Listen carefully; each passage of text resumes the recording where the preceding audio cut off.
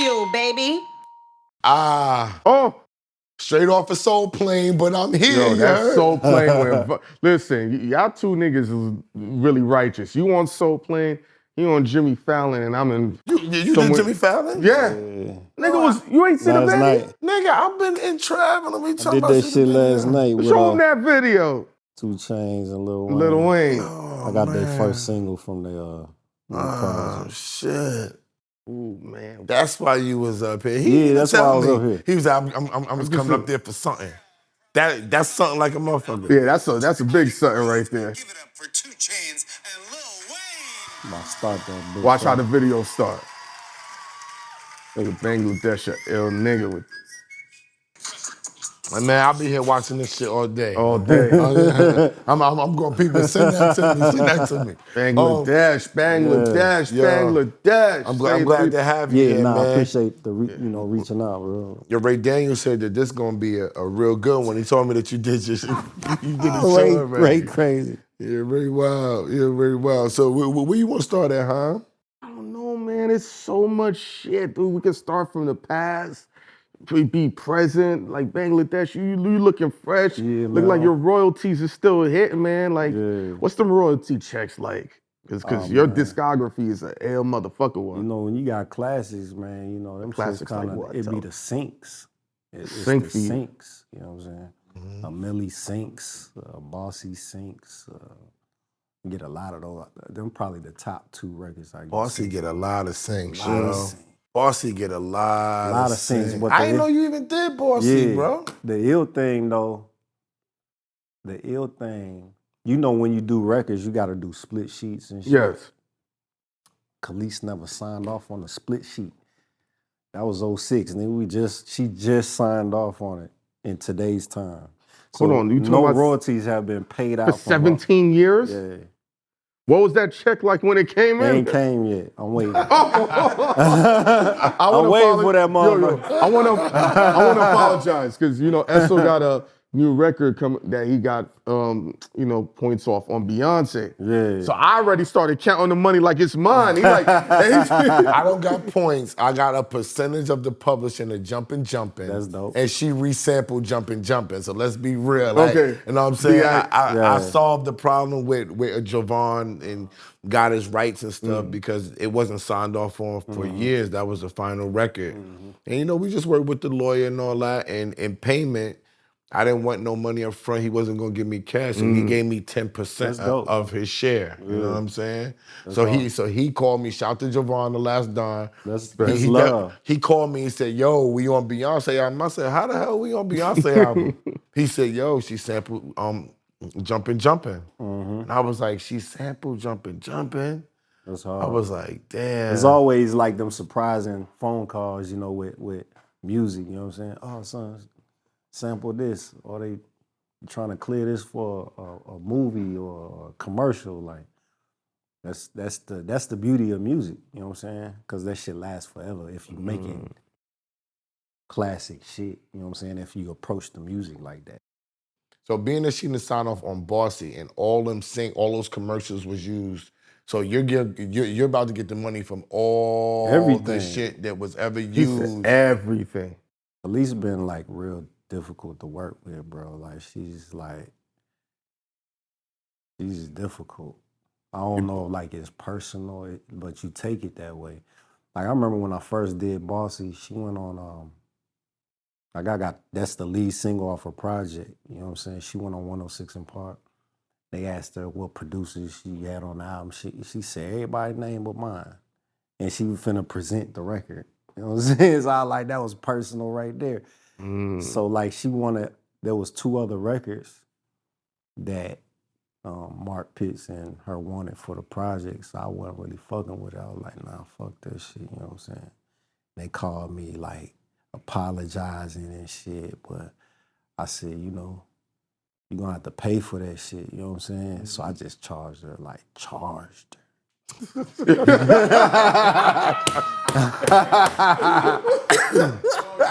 Yo, he the first one to even tell me. I mean, he's the first one to even talk to me candidly or talk to us candidly about Kelis because Yeah. I haven't had a whole bunch of stories. I don't know if because she only put out 1 or 2 projects and she worked with Pharrell and them a lot. But I heard like a little inkling about that before, but nobody never said. And I don't know if because she was with Nas for a long time or That whatever. probably was the perfect deodorant, being around Nas. Yeah, I People don't like, know what's up, bro, but Yeah. the only way I got her to sign off on the shit, what it was, so how the record was created. I did the whole beat, you know what I'm saying? So that's already 50. 50%. You know what I'm saying? So then, like, Sean Gare wrote the hook. That's 16. Jasper wrote some of the verses. Jasper and another dude, I can't remember his name, wrote the verses. But she kind of like quarterbacked it. You know what I'm saying? Like went to Sean, went to them, da da da da. You know what I'm saying? I think the label got too short on it, so there wasn't the numbers. It was adding up more than 100 because she was taking a lot of it and she ain't do nothing. But don't a lot of people, Bangladesh, don't a lot of people that quarterback it feel like that they deserve they do. percentage because listen, I hear this writer on this beat. All that's cool, but what you was asking for don't justify the work. Was it 33 and a third? No, it was like you got 4 people on the writer side. You trying to take 25% of the 50. And it's like this nigga wrote the hook, this nigga wrote the verse. Like you asking for too much. Then it wasn't enough left for Too Short. You know what I'm saying? So Too Short only wanted 10%. So she's asking all of us. She's asking me give to up come 5 off with of. She's really asking me to come off the 10. You know what I'm saying? So that was the discrepancy. So for a long time, I've been clearing sinks, just clearing them, right? So my administrator was like, don't clear it. The one sink, she was like, don't clear it. And it forced her to sign off because she wanted that money. She wanted that money, so you gotta clear it now. Do you know what the sync was for? Like a commercial or a movie or something? I can't remember what it's for. Bossy get a lot of sinks. She get a lot. She a gets lot. mad sinks for And she Bossy. get the way she does it, that's where she getting her money for real. So it wasn't signed off for him with the splits and everything, and they was getting sync money, and she was still getting paid? From the sinks, yeah, because she'll be like, she's getting like up front, like, you know what I'm saying? I don't know like how much money she's asking for, but she's like milking that money. Cause I'm like, if it's not That's not why signed she off signed. on, That's why she signed. But it's like the upfront part of it. Oh, okay, I got you. It ain't the back end part of it. It's the upfront part of it. It's like, all right, I got you. I need this if y'all wanna, you know what I'm saying? If y'all want to clear, if y'all even want to, I got you. This is what we got left. Even when my administrator kind of orchestrated it all. She reached out to everybody's attorney, try to get everybody on the same page, and she was just acting. She was acting as if she wanted to do it. Then she'd be acting weird. Then she's like she'll say shit like, I don't have nothing personal against Bangladesh, and it's just she would say something like women empowerment. But And I mean, like, but yo, anybody like I hate this women empowerment thing. Women man, 'cause empowerment's it's keeping like you from hate getting niggas. paid, right? It's like, to me, when women say that, it's like they hate niggas or something. Because it be more than just women empowerment. Like you went over there because somebody hurt you or something. So it's like whatever she went through with the Pharrell thing, she's taking it out on me. We got you. I ain't got nothing to do with it. You know what I'm saying? So it's like women empowerment. She want to stand her ground. And Did she meet you from Pharrell? nah, I just met her. Just Mark Pitts, just doing the song. You know what I'm saying? And y'all ain't have no words, no nothing. Man, you wasn't like, hitting that nothing crazy. Something had Did she try to holler at you? You Kelis fronted? always been like attractive to me. Like I always was a fan She's before attractive that. to everybody. I was man. a fan She's before. attractive. You know what I'm saying? I was She already ain't no ugly chick. I was a fan already, you know what I'm saying? So I remember like we was up here, we was in New York, we was in the studio like fixing the song, cleaning it up. And like the first half of it, she's cool, you know, easy to work with. Then like after a while, it'd be like her whole mood change. It's like it's like what don't even it's like bipolar shit. You don't really be knowing what Maybe happened. she is bipolar. But then she talking to me as if like she's finna put me on. Like, yeah, what other songs you got? Cause this finna go crazy. It's like the way you talking to me is like I need you. You know what I'm saying? So I don't know if she knew my history or not. You know what I'm saying? Like I've been in a studio with people, they don't know who the fuck I am. You know what I'm saying? And they be talking to you a weird way. I was in the studio with I went in the studio with Mary J. Blige. MJ. Yeah. Mary J. Blige. Wyclef Mans. What was it? Price? No, Jerry Wonder? Jerry. Jerry right? Wonder. I was in Jerry's studio. I'm cooking up and shit. And Jerry come in, he fucking with the beat, like, oh man, it's great. Ooh. Then Kendu come in and Kendu, like, he fucking with it. Then Mary come in and she like, I play it. Like, oh, he must not know my sound. He must not know my sound. Yeah. Then like I'm just fucking with the beat and shit. It's loud, so I see her whispering to somebody, who is he? What is this? And she looking at me like, who is he? Like,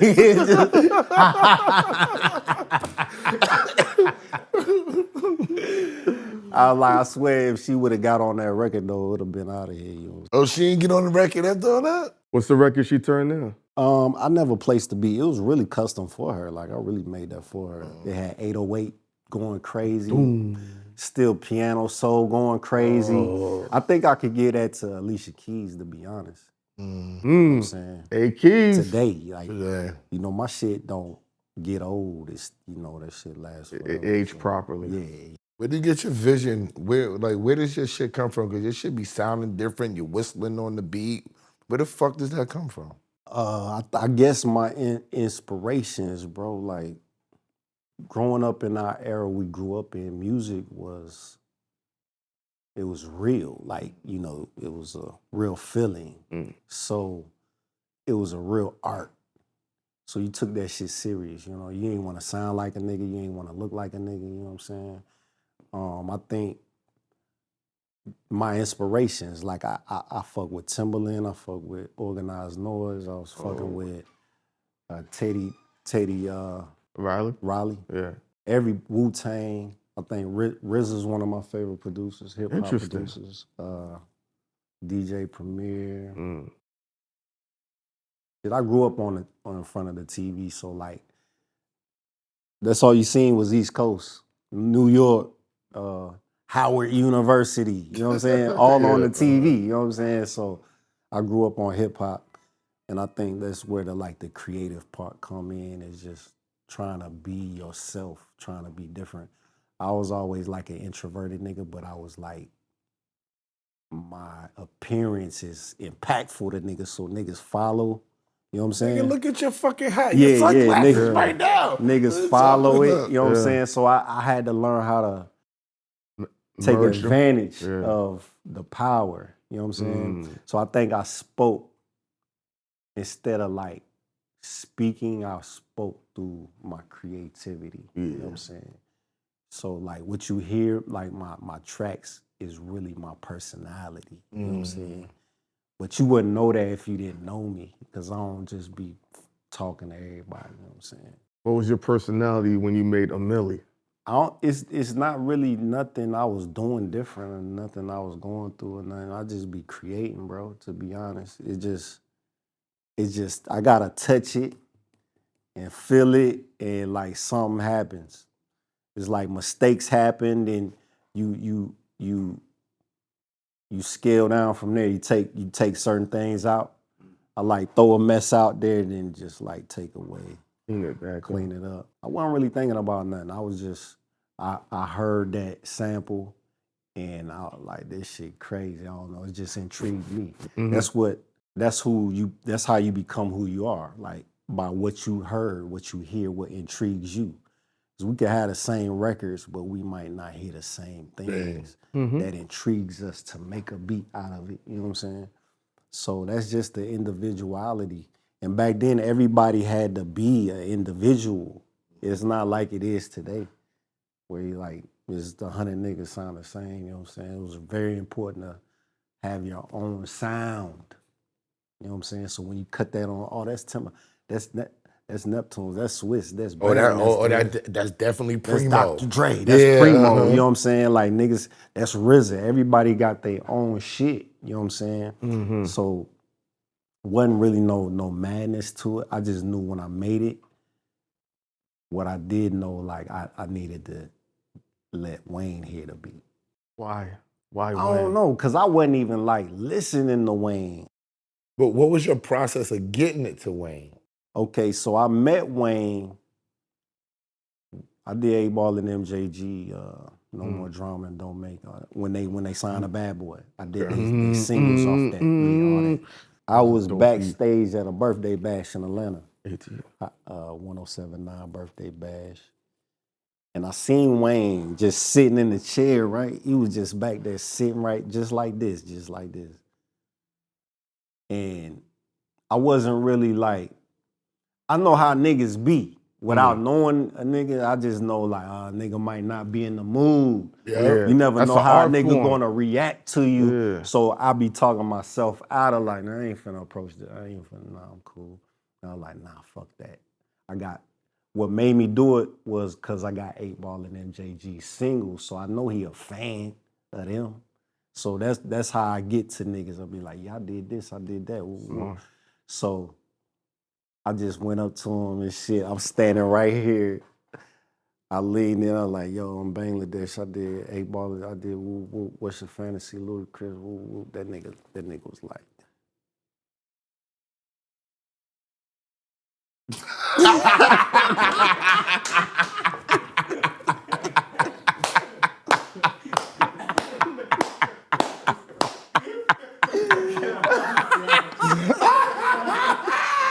Oh shit! So that's what like. And hold on, you gotta name the beats he's saying. What's your fantasy?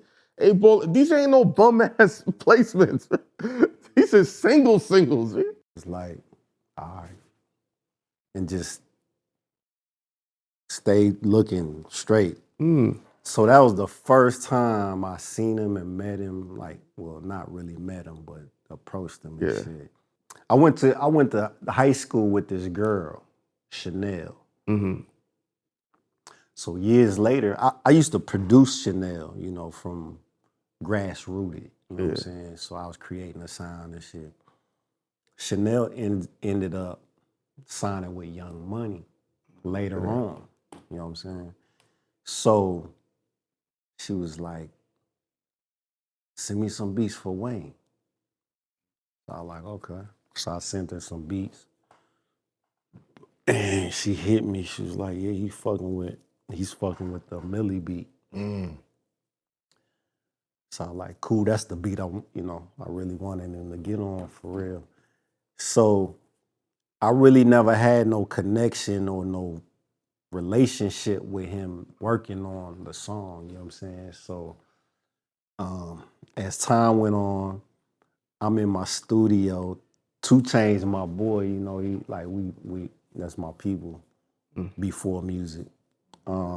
He came in my studio. He's like, yeah, man, I heard that beat you gave Wayne.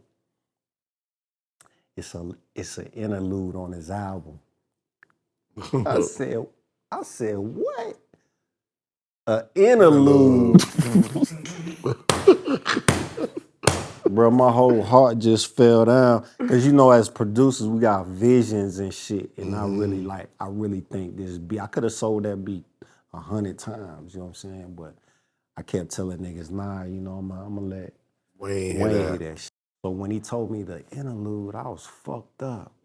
So then I told myself, like, I'm not selling them this beat to be an interlude. So that shit ain't really gonna happen. shit ain't nothing gonna happen with that shit. So then Chainz told me, he was like, yeah, he ain't even rapping on it. He got the young niggas rapping on it. You know, he got young niggas on Young Money. And all them niggas rapping on it. I was like, damn, that's crazy. So somewhere along the way, he rapped on it. I think he got several different little versions of it, and it became a Milli, you know what I'm saying? But I don't even think they really knew what it was, because they kind of like, I think that was one of the first songs to go viral on the internet. Yeah. You know what I'm saying? When the internet it definitely started, was. you know what I'm saying? That's It when took a life of its own. Yeah, that's when I first heard the song on the internet. Candy was in my studio. She was like, what's this song I keep hearing you did for Wayne? Let me hear it. So I pull it up. That was our first time listening to it. And we like, I wasn't really feeling the song. Really? Nah. You didn't like Milli? I didn't. Candy was like, they going crazy over this. I was like, shit. I ain't like a Milli, to be honest. What didn't you like about it? Is Because this like, for me? because What you didn't like about it? it was my expectations that I had expectations. You wanted a hook in it. My expectations fucked me up. So anytime your expectations ain't what the outcome is, it's not that the shit ain't good, it's just that you was picturing something else. Yeah, that makes sense. So my expectations needed a hook on it. That's why in that era, because you were a producer, like, you need a hook on you it. need structure on this bitch, and it just blew. I was like, man, what the fuck? But as time went on, a Milli is the hook. Like I already put the hook. You on put that it in there. motherfucker, you know what I'm You saying? did everything. Yeah. So I ain't really like that motherfucker, but I was like, damn, that shit crazy. But I had to get over my expectations. Did you re-listen to it after you got over your expectations? Shit, it was like, that shit was just going crazy, so I couldn't help but listen to that motherfucker, you know what I'm saying? That shit was all over the radio, everywhere, you know what I'm saying? That's why they shot that video like that. They didn't really know what it was either. You know what I'm saying? Like, oh, we need to shoot this shit going crazy, let's shoot a video. And then coming out the trailer, walking down the street, it was like no budget in it. It wasn't like Lollipop, where you like got the budget, got the... But the video wound up being fire. Oh, yeah. Everything is iconic. Yeah, it's organic. The way they did it, it just became so like... Everything I do is like that, though. It's like organic shit, because niggas don't be understanding shit. It'd be a new style, a new sound, so it'd be like, man, let the homies rap on this. One of the things I had saw, was that you had to like sue Wayne to get your royalties. Is that? I never sued him. No, I ain't sue him. Well, that's an urban legend, but like... Yeah, I don't know where that part came from, but I did go viral talking about them. But I that wasn't really my intent, you know what I'm saying? I was just in an interview, and I'm a real nigga. I ain't no industry nigga, you know what I'm saying? So, like, they was asking me about Wayne and Cash Money, and I was like, man, fuck that. You know what I'm saying?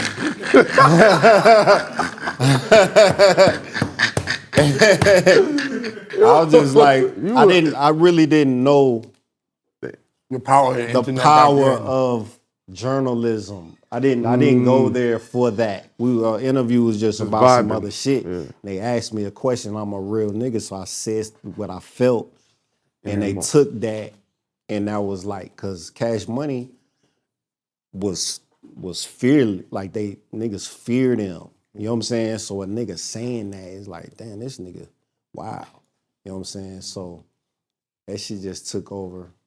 But I mean, I got my money. It's really what it be is they don't have the things in place internally to pay out. Because all the money comes to them. And they distribute the money. But really, the label gave them all the money already. Yeah. So that they supposed to pay out with this money. You know what I'm saying? But they be like, I'm not paying out that money. I'm spending that money.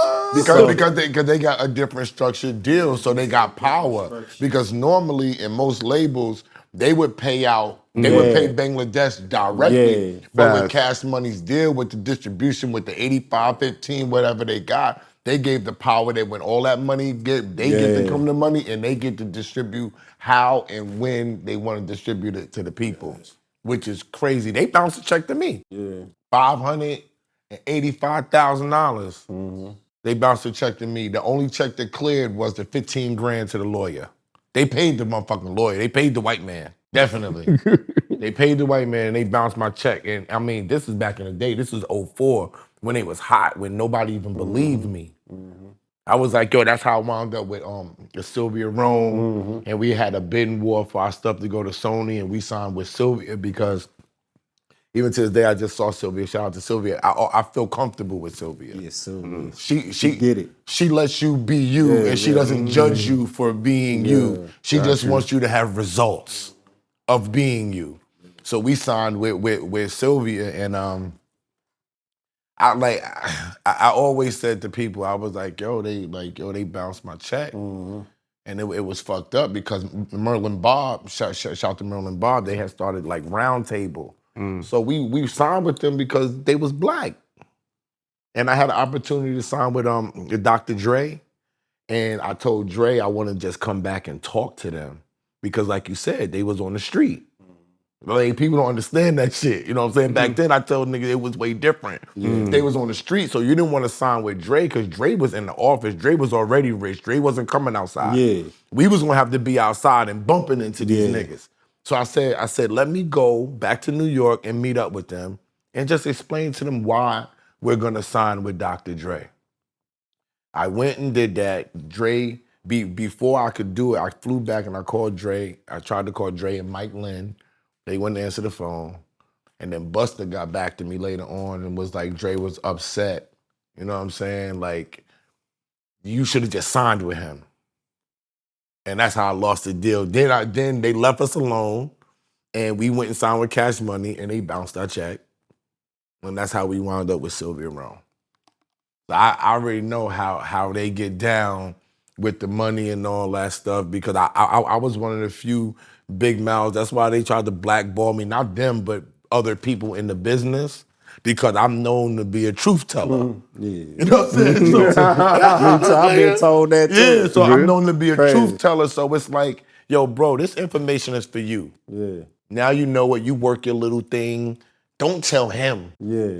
Was you tell him, then you foul. You done broke the code of not you ain't supposed to help nobody. So that nigga tried to blackball me because of that. And then when you a manager and your people kind of go with what the powers that be say, it sours you to management. Yeah. And I tell people, niggas come to me now and be like, yo, you've been telling me for 15 years that management is the worst job in the music business. Now I'm just on camera telling you, and more people is hearing it. Because it's the realest shit in the world. For real. It's hard to manage niggas.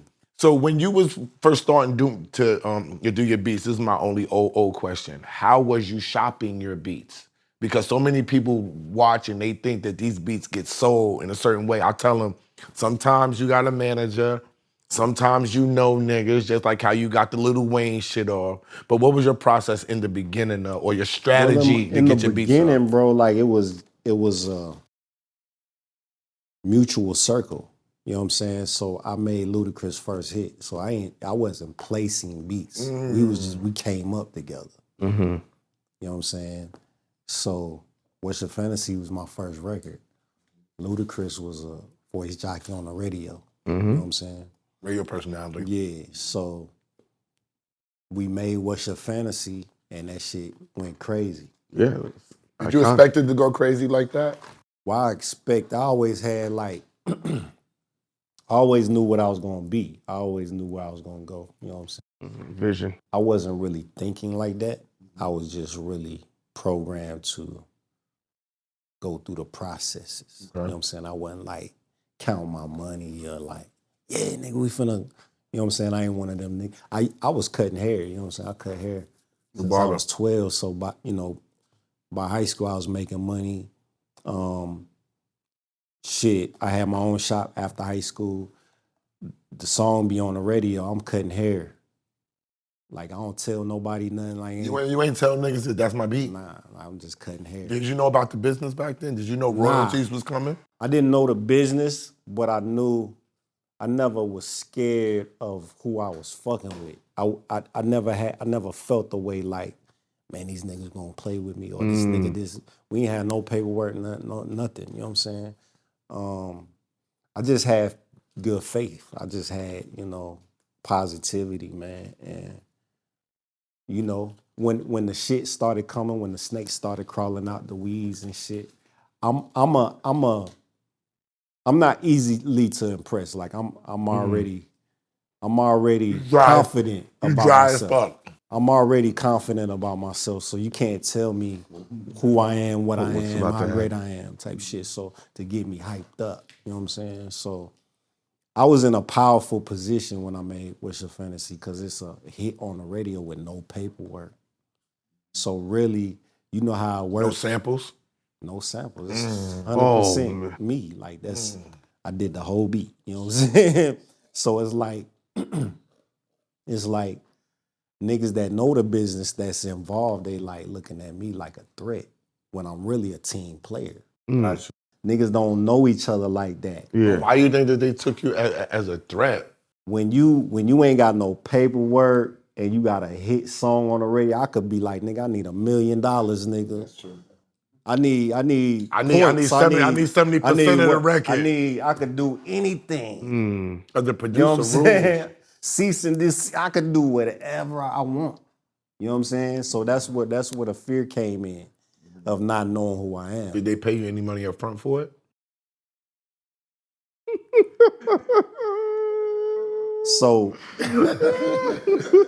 me and Chris was like Okay. Y'all like friends a team? mutual. We was friends from a mutual, like my close friend was his best friend. Got you. We never was like that though. We was cool. We see each other, we cool, but he don't know me like that. I don't know him like that. You know what I'm saying? He had a lot of dependent people around him. I'm an independent person, so like I'll come through, I'll leave.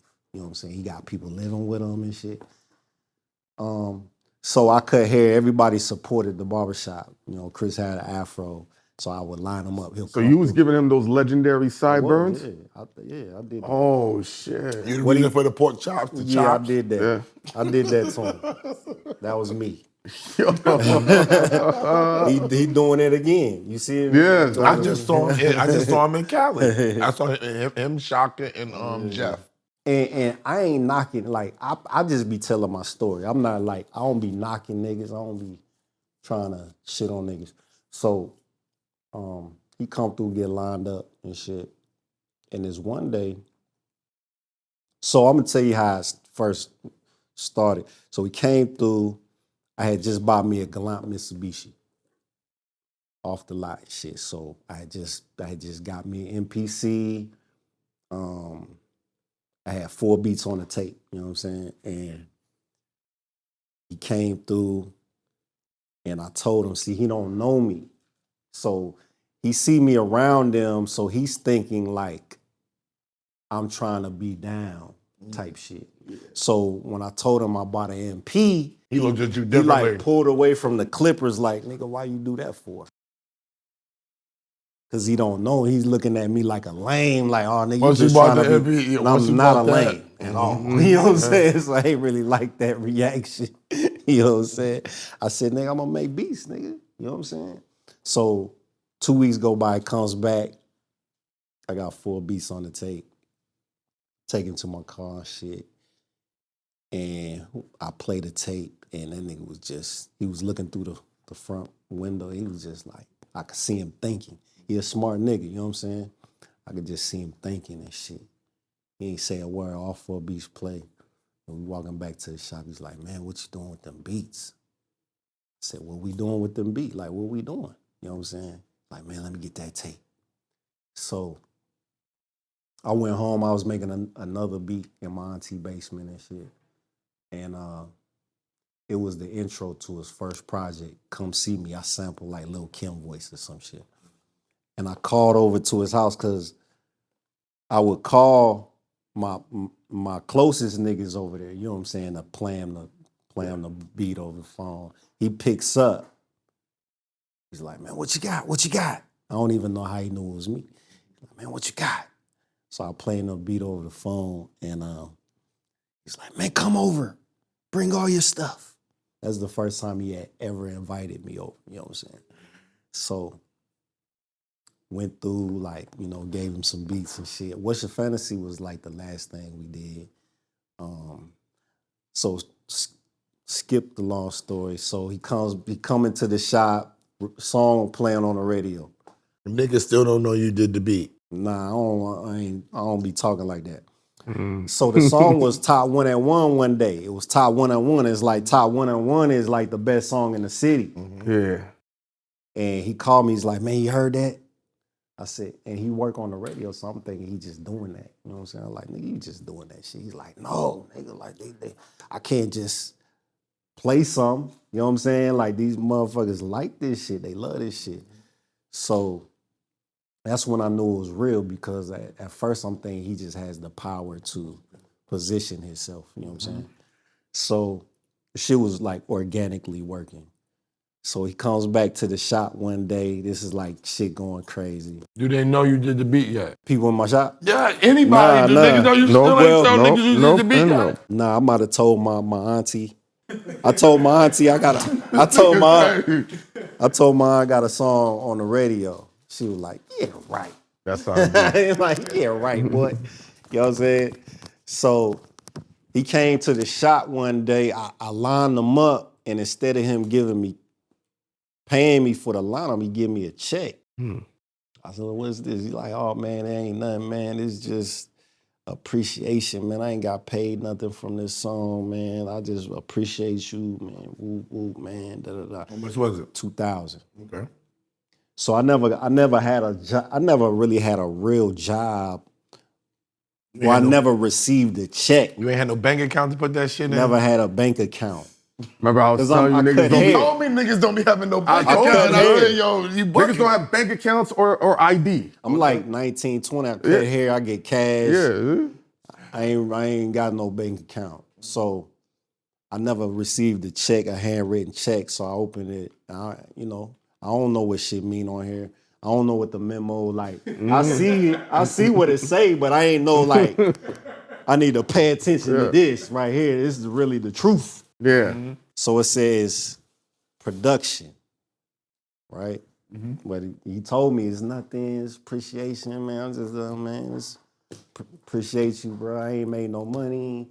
It's just something. That's how he went to the label and said he paid for the beat. So then he said he paid for the beat. 6 months go by, the song going crazy. He said, I own it. He like 20. 19, 20. Early. So he calls me, he's like, yo, I just signed with Def Jam, man. I got Michael Jackson numbers. I don't know what that mean. All I could tell is Michael Jackson's the biggest nigga in the world, so you must have got the best shit in the world. You know what I'm saying? Yeah. So I had 5 joints on there total, right? He said, yeah, so I already gave you 2. I owe you 8 more.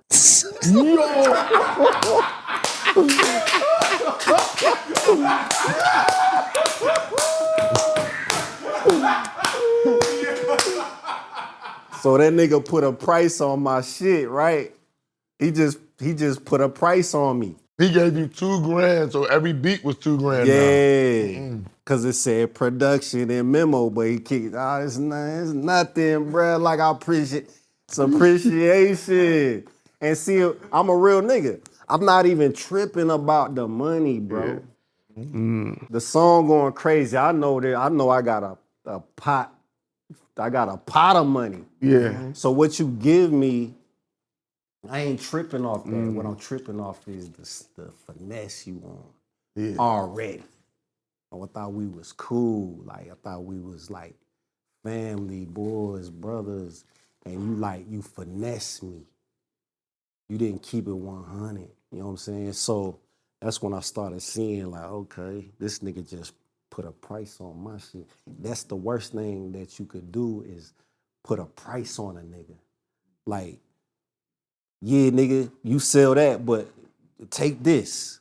It's not like I asked you like how much you charge for this. Mm. You know what I'm saying? I charge 10.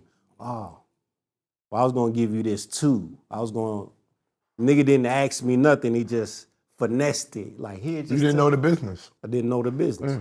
It happens. Yes. So once shit was going crazy.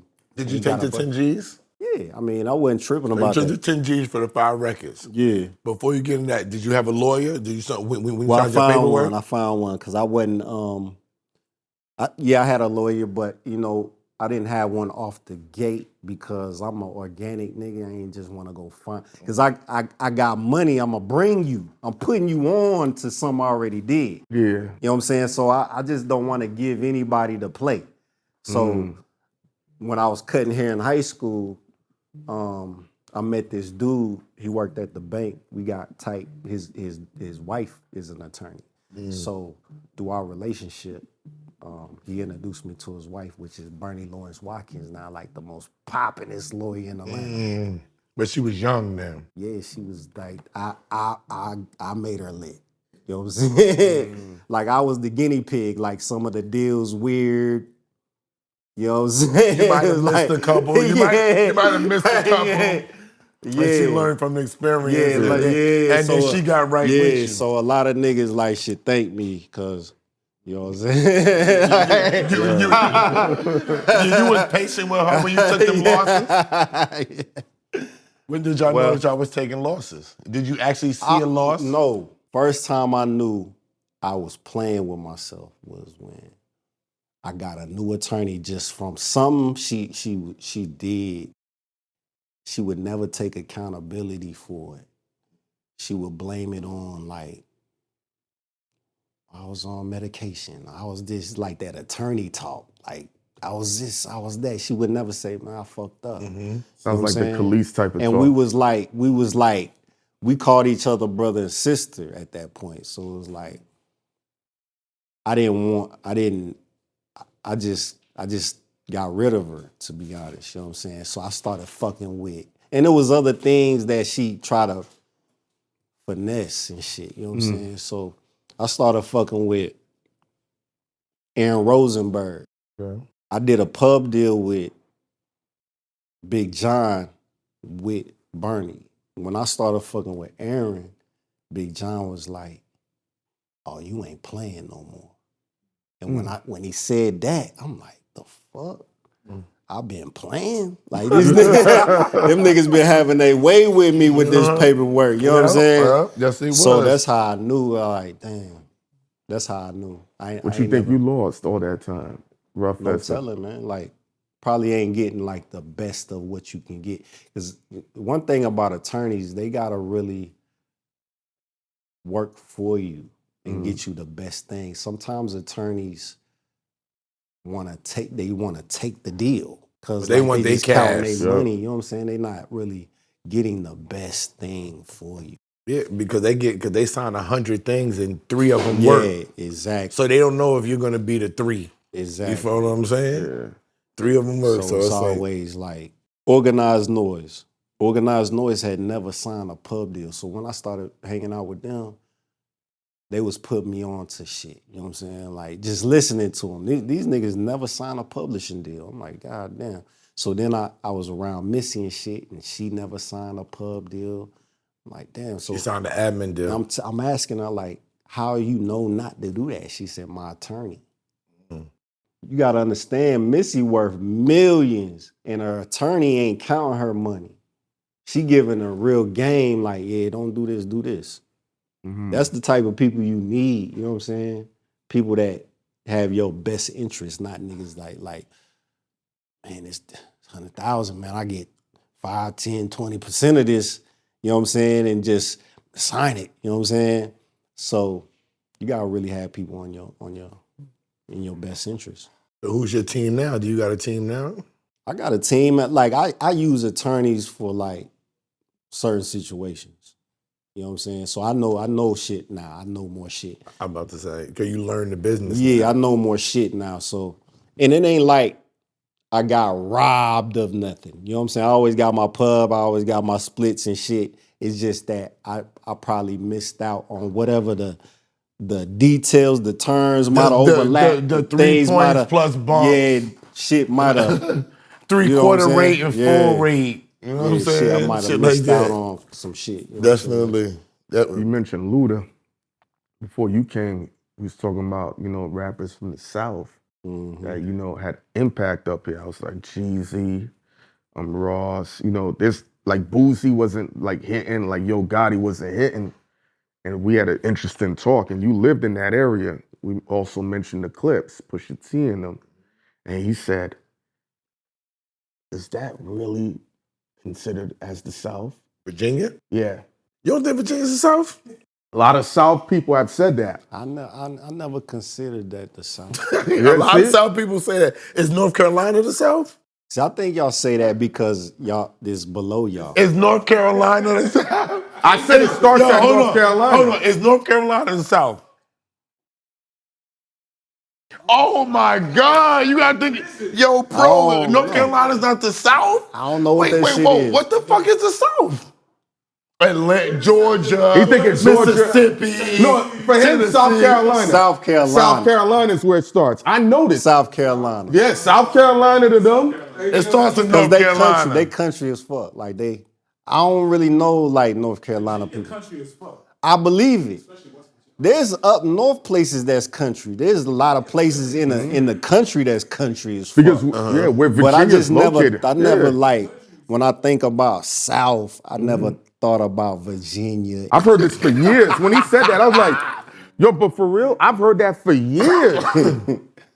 I think of the South like Goldsboro. the bottom of the map type. That's South. Like So you think it from South Carolina to Florida and it goes, where you cut it off, Texas? After Texas, they don't consider that. I think North Carolina. I think people start at Goldsboro. And then it's South. Like the top half of Carolina, they don't consider that. I've heard that for years, bro. That's fucking with me. Cause my pops is from Belvedere, North South, Carolina, North you can't tell him he ain't South. nigga. Belvedere, North Carolina. I believe it. I believe like the people that's like a there, South they city. know what it is. But me not being there, not really like visiting there, never really thought about that being the South. You know what I'm saying? Now music. Tell me how you feel about hip hop right now. I don't think there is hip hop. Like hip hop is like it's cultural, it's spiritual. I don't think like hip hop. There's hip hop. There's niggas that do that, but it's not the forefront anymore. It's stuff you gotta search for. You gotta sift through and find.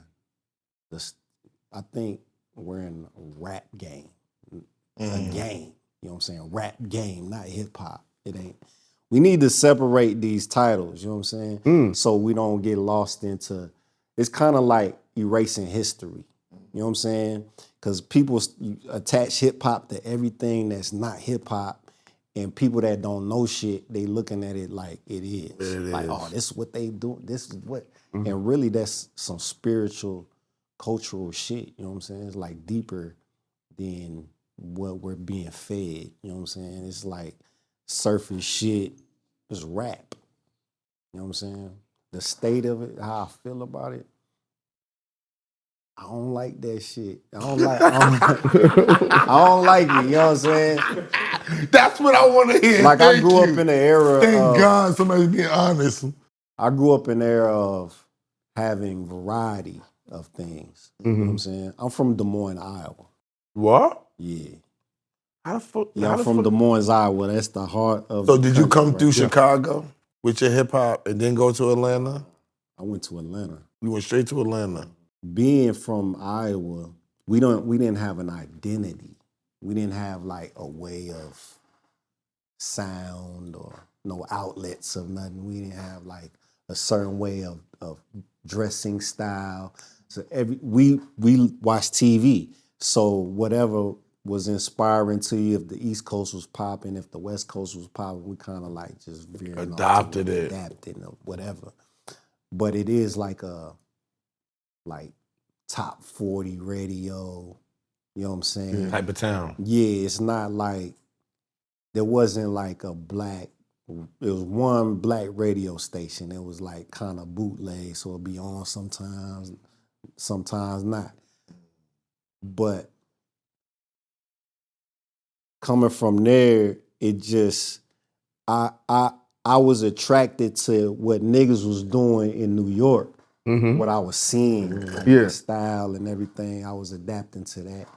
You know what I'm saying? So when I moved to Atlanta, what was your question? I don't want to get off. Oh yeah, how do you feel about the state of and hip he's hop talking right about now? And you said you don't the like that authe- shit. You the answered it. authenticity, so what the I was saying, individuality. okay, there was a variety of things we could listen to, right? Mm-hmm. So I would listen to this. I would listen to Tupac shit. I would listen to AMG in LA. I would listen to my cousin. He was sneaking Luke songs. Everything You East listen Coast to was Common doing. right in Chicago? Yeah. Okay. Everything hip hop we was listening to, but Okay. it was like the other things that wasn't as popping as New York. Yeah. It was still there. E40, Yeah. Bone. We had a variety of things we could fuck with. And that's why I think the game is missing. I don't think it's like I hate what's going on. It's just I know the agenda and the plan of what's going on. So it's weeding everything out that niggas need. Like niggas need this shit for the family, for the adulthood. culture, for the You know what I'm for saying? the economy. Because hip hop raised me. Like it wasn't my parents that taught me the shit I know. It was hip hop. You know what I'm saying? It was the shit I'm listening to. It was like potent. It was like really inspirational. And it like put me on a different frequency of thinking. You know what I'm saying? So if you listening to this all day, I know what that was doing for me in a pot, like the real hip hop was, it was a positive reaction in my mindset. So I know if a motherfucker listening to this shit in today's time all day. They negative mindset. Yeah.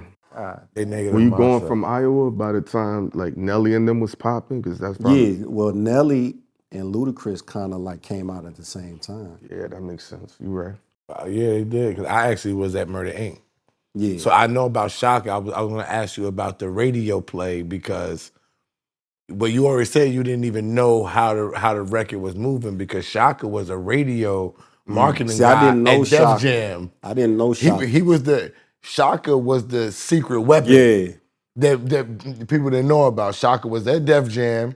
He had the radio DJ relationships. I do know people didn't believe in Ludacris because there were no radio personalities that were making songs, just Angie Martinez. Yeah. So nobody believed into what Luda was doing. And the thing that I marvel at them was, I don't know about the 10,000 for the 5 beats. You know what I'm saying? But how they had their thing. They had their thing together. They had their thing. They had their thing together. It was Chris' vision. Chris had a vision. Okay. And he surrounded himself with those people. You know, that's the smart thing about him. Yeah. Why did they keep you within that vision? Because you say you did 5 records on the first album. Why you think they didn't keep you inside the vision? It wasn't about keeping me in the vision. I felt like I didn't belong in the vision based off of the characteristics I see, based off of how shit moving. I removed myself. You know what I'm saying? I jumped off the boat and swam back to the sea when that motherfucker was going this way. You know what I'm saying? Okay. So I kind of did the Ice Cube shit. You know what I'm saying? Jumped off the boat. We kind of did the Cube shit too, so I feel you. I feel you. And we inspired by you, Cube. Yeah. We the first niggas always seem crazy until time goes by. And niggas be like, oh, y'all was ahead of the game. The problem is, it's like what I see for myself. You're not paying attention to that. You're looking to use a nigga when it's convenient for you. It's not like you see me as like a great nigga, like I see myself. You know what I'm saying? I didn't come to Atlanta to be in a clique of like a clique. I came to be a super producer. I came to produce for everybody. You know what I'm saying? Not like I'm Ludacris producer. But why'd you choose Atlanta? I was about to ask you that too. I chose Atlanta because my auntie, well, my uncle died, passed away, and my oldest cousin was going to college. He wanted to go to Morris Brown, so my auntie just relocated. You know what I'm saying? She went to Atlanta, and she was always the one that kind of stepped out the box. I was like confined in a cubicle. They scared to Spread your go wings. outside your city because you might not get that love that you get. You know what I'm saying? Within the city, you're scared to take chances and shit. And I always looked at her like she was like not celebrating Halloween. It was like, oh, they don't eat meat. They don't, you know what I'm saying? She was all, if I go over there, it's like something, something different. Something different. She's on a whole high plane. Different. She on her health tip and this and that. So she did hair. She came down to Atlanta for a hair show. And she came back and my uncle died and shit. So they just relocated in 1990. So between 90 and 95, every other summer I would go there. When I first started going there, I ain't like it though, cause it was like I'm young. I'm just sitting in the house. I'm used to moving around. I'm used to motion. You know what I'm saying? If I'm going outside, walking over here, walking over there, riding my bike somewhere, but just coming down here, being in Atlanta, you think like I'm finna go to Atlanta, nigga. You know what I'm saying? But we sitting in the crib all day. I'm like, man, I'm ready to go back home, nigga. I ain't getting no buns. I'm used to shit. So I'm like, you got to get some buns to keep you right out there. You don't know nobody. Your girl, your best friend at that time, or the vagina is his best friend at that time. So by 95, I was a junior in high school. No, I was a sophomore. Outkast came out. And she just touched my soul, bro. Like, Organized Noise, that shit just touched my soul. And I would have dreams about moving to Atlanta. I would wake up out dreams and shit. And I just asked my mom if I could move. How old was you? I was 16. So you went to school out there then?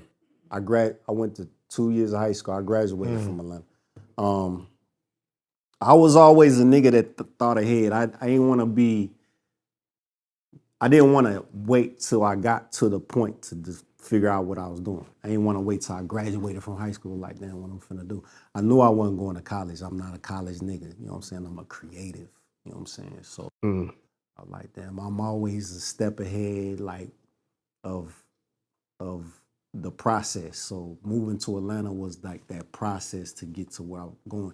And it was the right timing.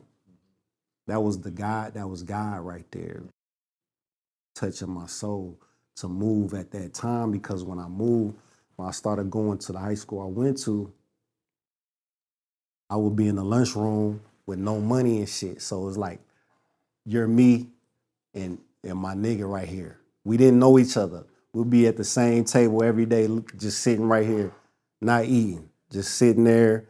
Took 2 weeks to start talking to each other. You know what I'm saying? Then through him, I met Lil Fate.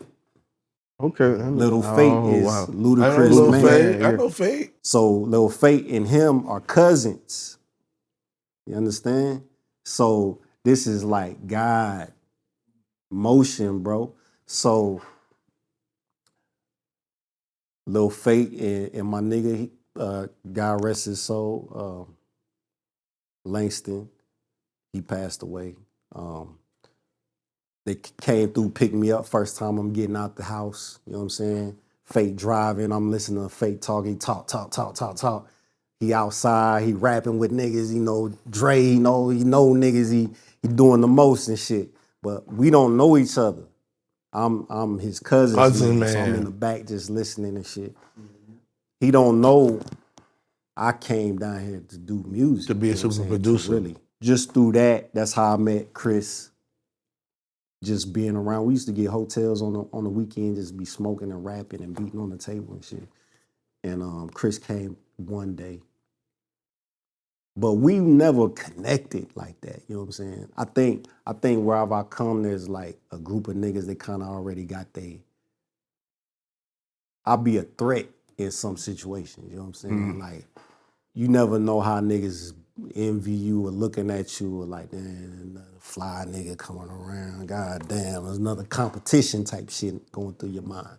Because every time I come around, it'd be like, it's not embracing. It's no embracing. Like, it'd be like. Did you ever think it was you? Because you went through went through this with Luda. You kind of went through this with fucking Kelis. Did The you lawyer. ever? The lawyer. Did you ever sit back and be like, "Is this shit me?" Nah, I'm a cool nigga, bro. I don't talk, bro. I'm the coolest nigga, bro. Like, I'm a team nigga, bro. I'm not no problem starter. I just pay attention. But that's I'm a problem. observant. I'm observant. That's a problem. If we moving as a crew, but you're doing funny shit, Can't finesse me. you can't finesse me, so I become a problem for you, then you a problem to me because you playing with me. You know what I'm saying? So I just remove myself. So I mean, there was a time where the nigga got the deal. He got the deal. And he sat us down on a tour bus. We was in Atlanta in the West End and shit. I think he was shooting a video. And he set us all down. Now he got 20 and Fate. I forgot about 20. They're I-20. the dependents. When they lived with him. You know what I'm saying? Like, he took care of these niggas. You know what I'm saying? And they rap. So they were his friends already. You know what I'm saying? So I come in the mix.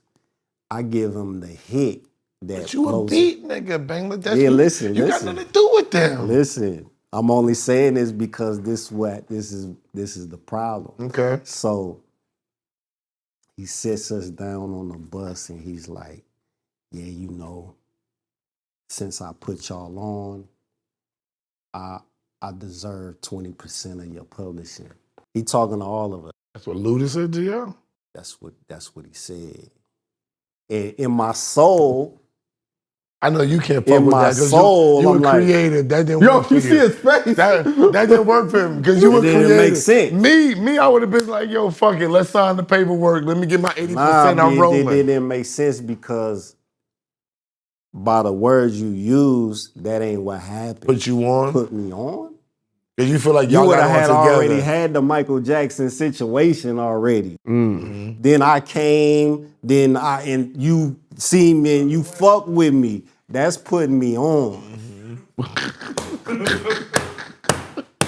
Like, if that was the situation, I would have been cool with it. My soul would have been like, yeah, that's real. Yeah, that makes So you didn't like how he clumped you? Well, No. not like he should have never He clumped should have you never in with clumped them. me with them because he will be putting them on because he's on. He's a rapper from your record fantasy already. He's on as a rapper, which he's gonna reach back and put these niggas on. He putting them on, but he want to clump me. He don't want to make it look like it's favoritism. But it ain't. It's what it is. Even when we got our first checks, this nigga like, you don't show him what you got. You only got 2,000 on the track. No. I'm talking about the real check. Yeah, the real check. Even that would have probably been like not, you know. He said no, the real check. Don't Okay, show I'm just making sure, bro. Don't show him don't tell him what you.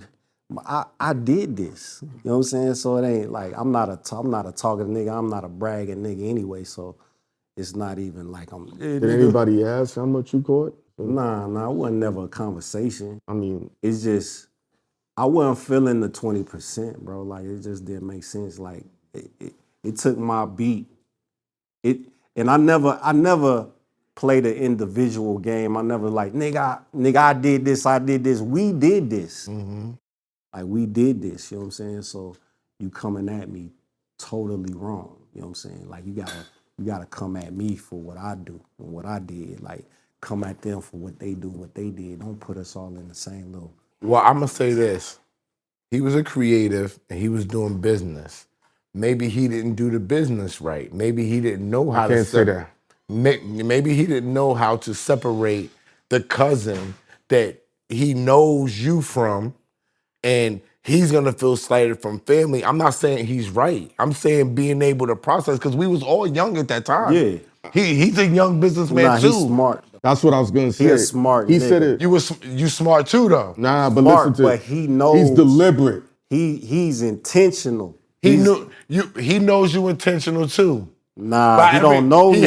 He had to by everything. He don't know me. If you in the barbershop, listen, this is how I know that you intentional, right? You cutting in the barbershop. You don't leave the barbershop when we got this record. You don't even believe the record is popping. I have to convince you, no, nigga, I'm not putting no sauce on this record. And you're also the same nigga to say I bought my MPC and I'm looking at you crazy. I know what I'm dealing with, bro. And you're saying he's smart, correct? Yeah, he's smart. A smart nigga knows what the fuck they dealing with. They're seeing. That's why you gotta get the upper hand. That's why this is what I'm trying to say. He was go ahead. I'm sorry. One of the triggering things is when he said, "Don't show him what you got." That was after. No, you got to understand why that's important. I remember, you know that job I had, right? They always wanted me to be a supervisor. I was like, no. And one day I just opened my check and all the supervisors above me saw it and they called a heart attack. Because your check was more than theirs. No, my dollar was crazy. I was getting $10 more than them. That's what I'm saying. Your check was more than theirs. But not the total. But they're just like, hold on. We his boss, and this nigga's clearing $10 more. And it was a problem. They all went to the office. Problem. Yeah. So when I'm listening, Luda's vision, like Bangladesh said, he's very precise. He understands human behavior too. That's a ill nigga, yo. I think it's loyalty too. If you bring me, I think it's loyalty to his family over him. That makes sense. Because I know you from Collateral Ghost. damage. I know you from Ghost, but I'm paying you more than I'm paying Ghost. That's a problem. Although he might be the visual coordinator, you know what I'm saying, and you the host, I know you from him, and you're sitting in this seat now, and now you're making more money than him. Yeah. That's normally a problem. That's a big problem. People are not gonna gauge, well, yo, my man did the beat. And the producer writes, the producer is a writer. He also gets points. So he this also how controls you make this work. This how you make this Tell work. me. Lil Fate is the glue, right? Lil Fate is why 2 Chainz come around. Lil Fate is I-20. Nah, No? that was him and Chris was Okay. cool. 2 Chainz, Lil 2 Fate. Chainz, me. That's the That's the poppin'est meat, niggas yeah, out yeah. there. That's the meat. Because right? he titty boy at the time. Titty boy. You have Bobby V. You have Shauna. a lot of. Is that from Shauna Little is- Fate too? Shauna Luda. Bobby Shauna Fee Luda. is from Lil Fate too. Lil Fate and Poon. Poon Daddy? Yeah. What? But you gotta understand, listen. No, I know Poon Daddy. I didn't know Poon You gotta Daddy. understand. Bobby. So if we created this, right, Lil Fate, because of Lil Fate, me and Chris know each other. I'm created your hit. We created a hit together. Fantasy. That means this pie, niggas need positions in the company. So Lil Fate, you're this. An A&R. You're But didn't he want to rap? yeah, He but can't be an A&R if he want but to he rap. could be something. He could have a title or But something. niggas is young. Niggas don't understand that. Niggas Nah, want to he do what they he want to do. But listen. Okay. Listen. Poon, you do this. Bang, you run the music part. This person do this. You give niggas positions in the company you help create. You don't treat them as workers.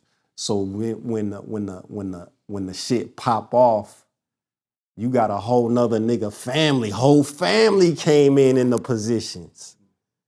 The whole Zulu Nation came in. Like we don't even who is these guys? You know what I'm saying? Like we don't know them. I never met Shaka 6 months in, bro. Like I never met him. I know what he was doing, but then it like this whole family is running this, running that, doing this. I'm like, God damn, nigga who just left us like. Maybe he just went with the businessman. The That's people who he cool. That felt. makes sense. That's the, cool, the, but the, you the gotta people who he make think gonna niggas make the feel business wanted. run. You gotta make niggas feel comfortable, and you're not even focusing on niggas. That's an art form to make niggas feel comfortable. Especially Bangladesh. y'all all like 22 But you are at though. the time. Listen, this is how you're Okay. making niggas feel comfortable by telling me don't show them, don't. That's you making them feel comfortable just by that. So give them something to put them on payroll some way. Give them something to do because they helped you create the foundation. You know what I'm saying? You don't think that could have been a mistake and not intentional? He a smart nigga, bro. But nigga, I'm a smart nigga too, nigga. right? I still make mistakes though. Absolutely. But see, mistakes ain't happening over and over again. You're not gonna make a mistake over and over again. After you tell me I made a mistake, which this is real. Oh man, I made a mistake. I fucked da. But like you're just saving your face in the moment, and you just keep doing it. Like it's not real. Like God. What do you hate about the music business? What not hate? Hate is a strong word. What do I you don't like dislike about the music business? Fucks up. But you're creative, bro. You sound like you understand the business. No, I understand the business. I understand it. Okay, It what just aspect fucks of it the up. business? What? Okay, all right. If there was no business, there would be nobody getting is paid. the reason though. why niggas don't be working together. But business is how niggas get paid. Yeah, but it ain't that difficult. Getting paid shouldn't be that difficult if you a real nigga. But I could do business with you right now. If you my nigga and I know you, you know me, yeah, this is what it is. All right. All right, well, pause right there. Pause right And that's there. what it is. How many? Well, you how pulling many out of those- the paperwork. How many of those are you doing? How many handshakes No. is this solid with You gotta in your lifetime? I feel like what percentage? I feel like the foundation need to be like this. But what percentage of The that? foundation shouldn't be. We live in reality. What weird. percentage of that? I think that's the problem. Remember what you said with the Kelis thing? The number one thing I see with black people in business is when they start counting how low the pie is gonna be. This nigga need 100K, 100K, 100K, 100K, and I only got 5 million, gotta pay the lawyer. I need to chop off 4 of these niggas. That's what I've always That's what I'm noticed. saying. 50 tomahawk steak. But that's what I'm saying. Like when you explain the Kelis thing, that 25% was the first thing he said. Kelis don't like Bangladesh. No, but It ain't about business. She don't like this. Yeah, but she got it. But look what she did. She got That don't count. She don't like this nigga. She ain't want my tags on the street. She don't like this nigga. I got 3 can't songs use on it. it, like he complaining about the Kelis. tags being on there. Everything I'm hearing is don't let the people know the percentile because then they start saying I deserve a cut of his money. Yeah. Same thing with the Luda. Don't let them know how People much. feel like they're doing you a service instead of like it being mutual. Yeah. You not doing me a service. I'm working. Like nobody made me. Like you didn't buy my MP. You didn't influence me to do nothing. You know what I'm saying? Like I worked this. I figured this shit out, and we came together. You didn't do nothing for me, bro. You know what I'm saying? So if you feel that way, that's when shit weird. When a motherfucker feel like, well, I put this nigga on, or she like, well, what other songs do you have? Because this one's gonna be. Like they feel like they doing. They feel like they do. He don't like you neither. They be feeling like they doing something for you. You know what I'm saying? And it's just not like But that. don't all people in power think that they're doing something for somebody else? Isn't that? And I'm not saying everybody. Isn't that common? If that's the case. Isn't that common though? No, if that's the case. Is that common? It's common. All right, that's all I'm saying. It's common. That's common. You know, and what's not common is real niggas, bro. I know that. It's just not common. I'm a real nigga. And that's why I asked in you a business that ain't real. So when you ask me that question, I don't like the business. But how many handshakes have you given niggas and you've been confident with them when you walked away? There you go. That's what I'm trying to tell Cause you. it ain't nobody Shit I not grew up reality. with. It ain't nobody I came up with. Yo, You know what I'm saying? real niggas in this music business get blackballed. Like I said, Absolutely. I called myself a truth teller when we started talking. Just so everybody know, I only met Bangladesh. This is my first time seeing him in the flesh, pause. Yeah. Okay? You know what I'm saying? So when we merged on the truth teller thing, you said people said that to you too. Yeah. Right? That's how you know what this is. Yeah. But how I work better is I work better knowing the information. Right? Yeah. So when I know niggas was fake as hell, I was I was a very, very, very, very radical manager. Right? If I had your beats, I would put your beat on in front of Sylvia Rone and Dr. Dre and stand on his table, nigga. And be like, if you ain't buying Bangladesh beats, you're trash. Get the fuck out my studio. I don't need you. That's how I approach shit. Yeah, it got shit sold, right? But if the niggas who you selling shit for don't stick with you, because you know what they gonna say, hey, yo, Bangladesh, I know you selling beat, but this nigga crazy. Yeah. You know what I'm Yeah, saying? you don't need that nigga. You don't need that Yeah. nigga. That nigga You crazy. could really be doing this. So they chop down. Yeah, I know. They chopping down the real niggas every time Yeah. because now it's they want to put you in a box. You can be real, but we need you to be like this. No, nigga. I only need to be like how me and my man working and how we work, how we got the synergy and we making the money. As long as we're going forward, that's all that matters. But we know in this shit, that doesn't exist. So how does a real nigga survive? Like you said, knowing the information, playing the game. I never played the game. Yeah, you don't like that, that's what conquered matters. a But real lot of- niggas don't no, I wanna play the conquered game. a lot of things, you know what I'm saying, without playing the game. I had my way with this shit, you know what I'm saying? But it's not everything I could have got. It's not everything I could have been, you know what I'm saying? Because I never played the game. I never, if I ain't feeling it, I ain't feeling it. You know what I'm saying? It's never like a compromise, because we talking about art. So I ain't the one I'm physically doing it, but it's spiritual. This is not me. So when you tell me to change something, or one of the record execs call you to change this, or Chord, change the chord, take move this, this around. and I'm like, Oh, you one of those. I won't sell the beat. Mm. You one of those? I know. He one of those. I'm like, I'm not nah, selling the fuck beat. that. Tell him I don't want to fucking do Like it. it's important. No, this shit important because listen, the way I am got me classics, my nigga. It got them. Delete and then it became a hit. Huh? Was there ever a beat you wanted to delete and it became a hit? Nah, there's beats that got sold that I ain't feel like I didn't take them serious. You know what I'm saying? Like Such as? what? Video phone Beyonce. That wasn't nothing to me. Hell motherfucker. It wasn't nothing. Like I was like, the Sean Gale was like, yeah, she fucking with this beat. I was like, see, if I had the opportunity to give motherfuckers what I feel like they need, I feel like the record would have been bigger than Video Phone. Video Phone was cool. It wasn't like, it's not a It was Tricky an album did for cover. it. It I wasn't said, like what they like. Yeah, it was a single, but it wasn't like I would have gave her one of them. You know what I'm saying? Like Beyonce, all right. Just like Diva. Diva is for Beyonce. Nobody else can do that but Beyonce. I would have stuck to that. Like I'm a nail it. You know what I'm saying? Video is cool. Like it's unexpected. So it's like wow, like cool, because you didn't feel like you didn't feel that way about it. But so she's it's a like, system. But why'd you give it to her in the first place? It's not a. What It's the not. fuck are you talking about? It's Beyonce. I wouldn't have not I'm gave it saying, to. like, he was That's No. Why wouldn't she just give her what she No. Sean played it for her. That's Sean, all. I was the about writer, to get. I was about to get Sean to Garrett. the writers be having Yeah, the I'm about- relationships with niggas. You know what I'm Yeah. saying? Good ones. The good ones. So he's in the studio and we fucking with each other. We already locked in, so he's playing her my beat. And she's like, I like that. You know what I'm saying? So it ain't like she called me and she's like, send me some beats. I would have never sent that.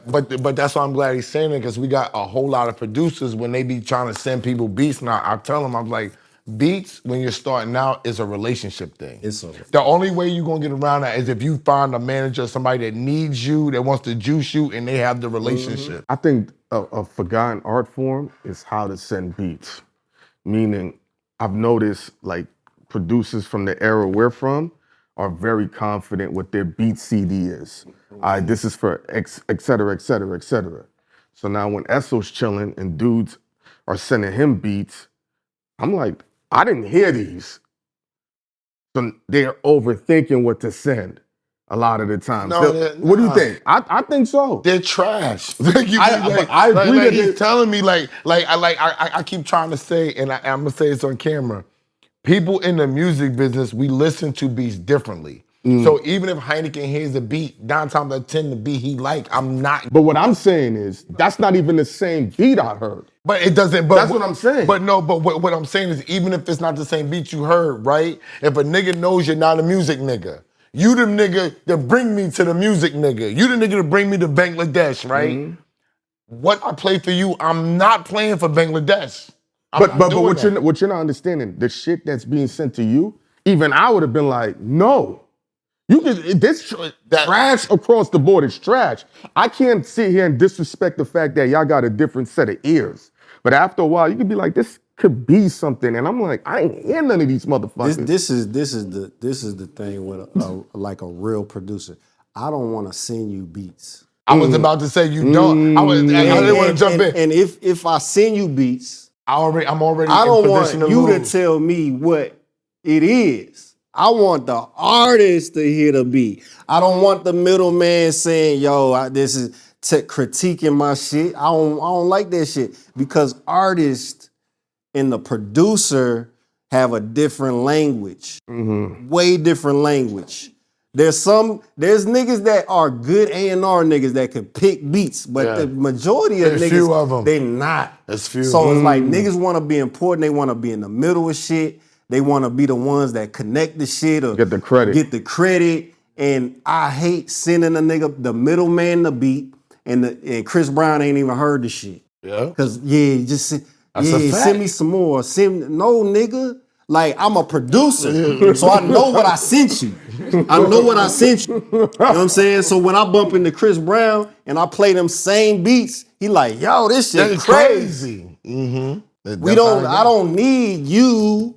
I need to get to them niggas. How'd you know get around that? Did you get around that by that's representation? that's when my game started to change. So Luda, starting out with Luda, it was clicked up. So I was part of a system or organization. I wasn't producing outside of that. I did like his first 2 projects. So when I went my separate way, niggas started to approach me like, yo, I could do this for you. I could do that for you. Well, yo, cause I got hits. You know what I'm saying? Like, yo, you ain't, nigga, all you need is, they tell you, all you need is, man, all I gotta do is da, da, da, da. So you allow them to work. Give them the play, give them the beats, whatever, and niggas that disappeared. So you'll see them outside, and that's when industry shit start. This is an industry nigga. All that capping. Then you see him later, like 2-3 months later, they be like, oh, what's up, my nigga? Yeah. Yo, we got a da-da-da-da. Yeah. It's like, I'm looking at you like, looking at you like, bro, like, I hate having the same conversation. That shit lame. You know what I'm saying? So I knew not to get emotional over that. I'm like, okay, this is the game.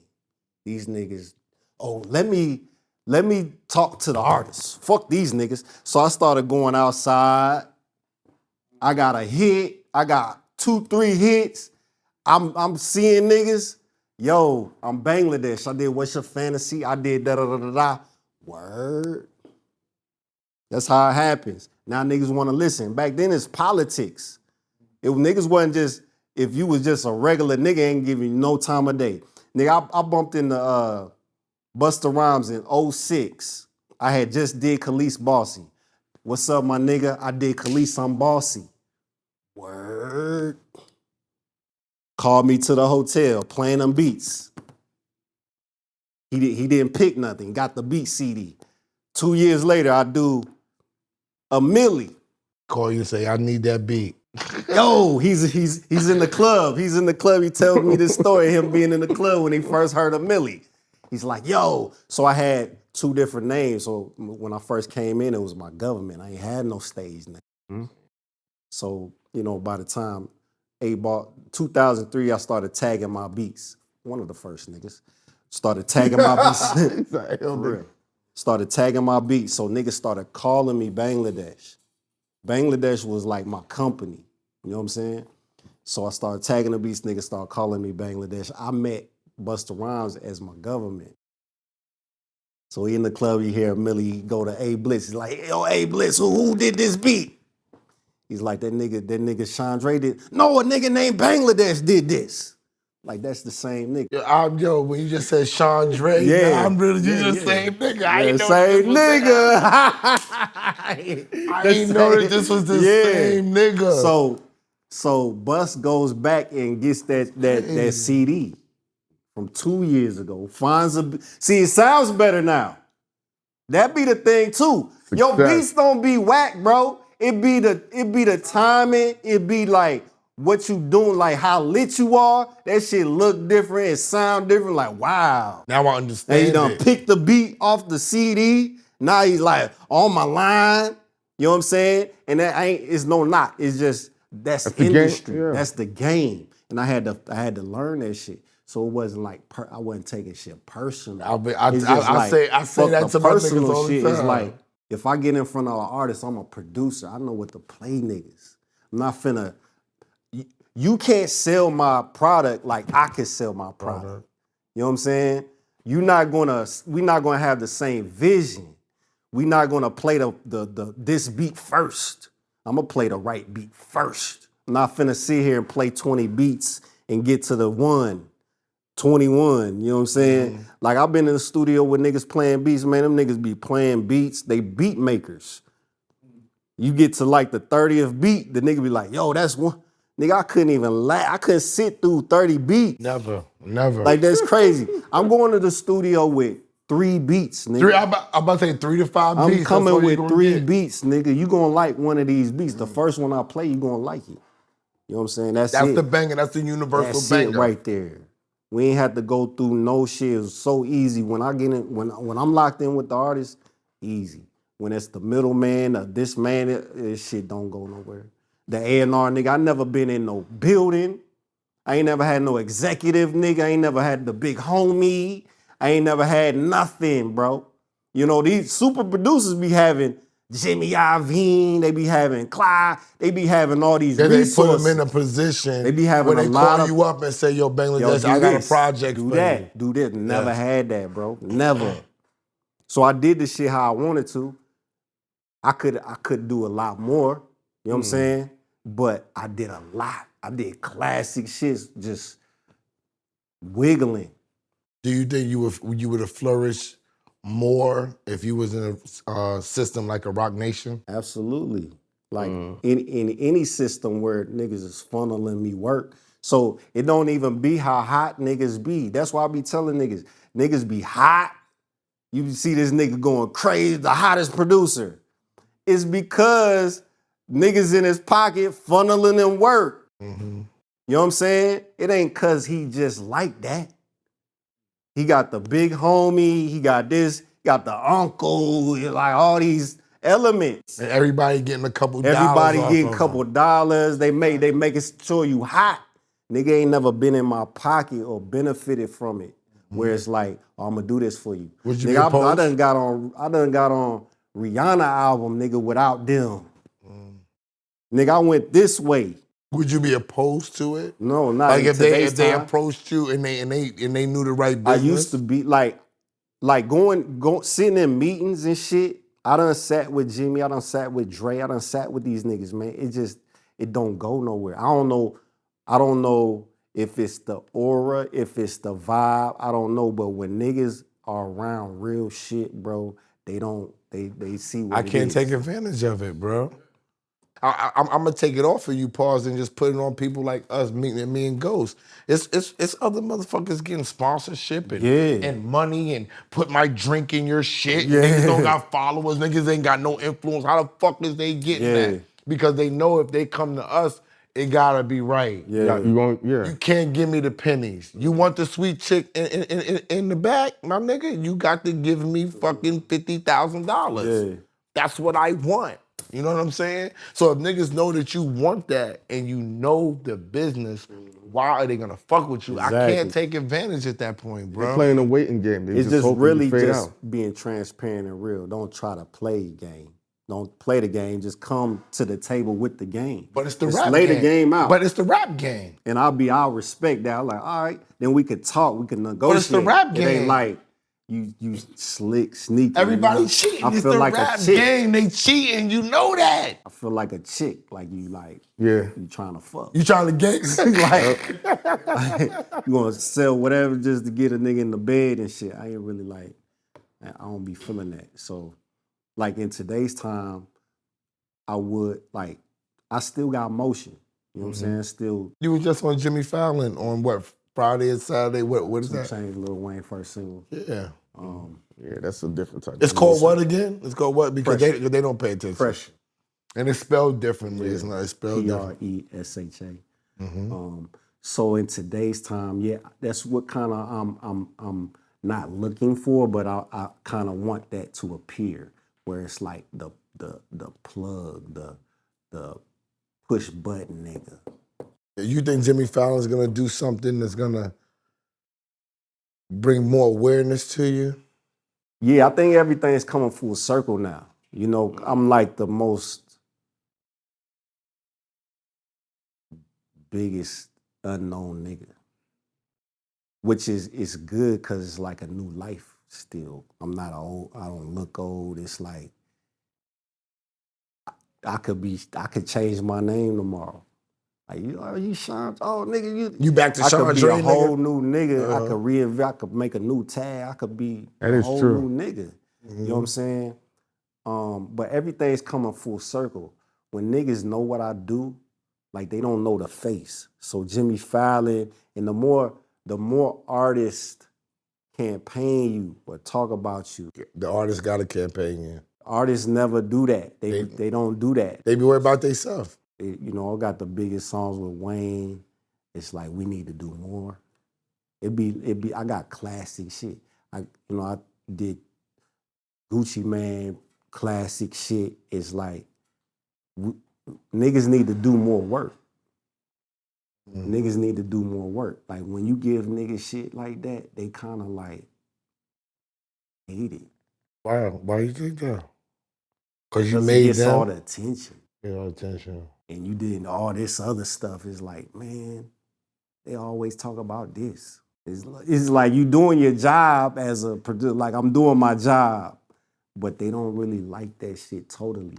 You know what I'm saying? Any young niggas that, you know, in today's game that got some individuality that you feel will do justice to your beats?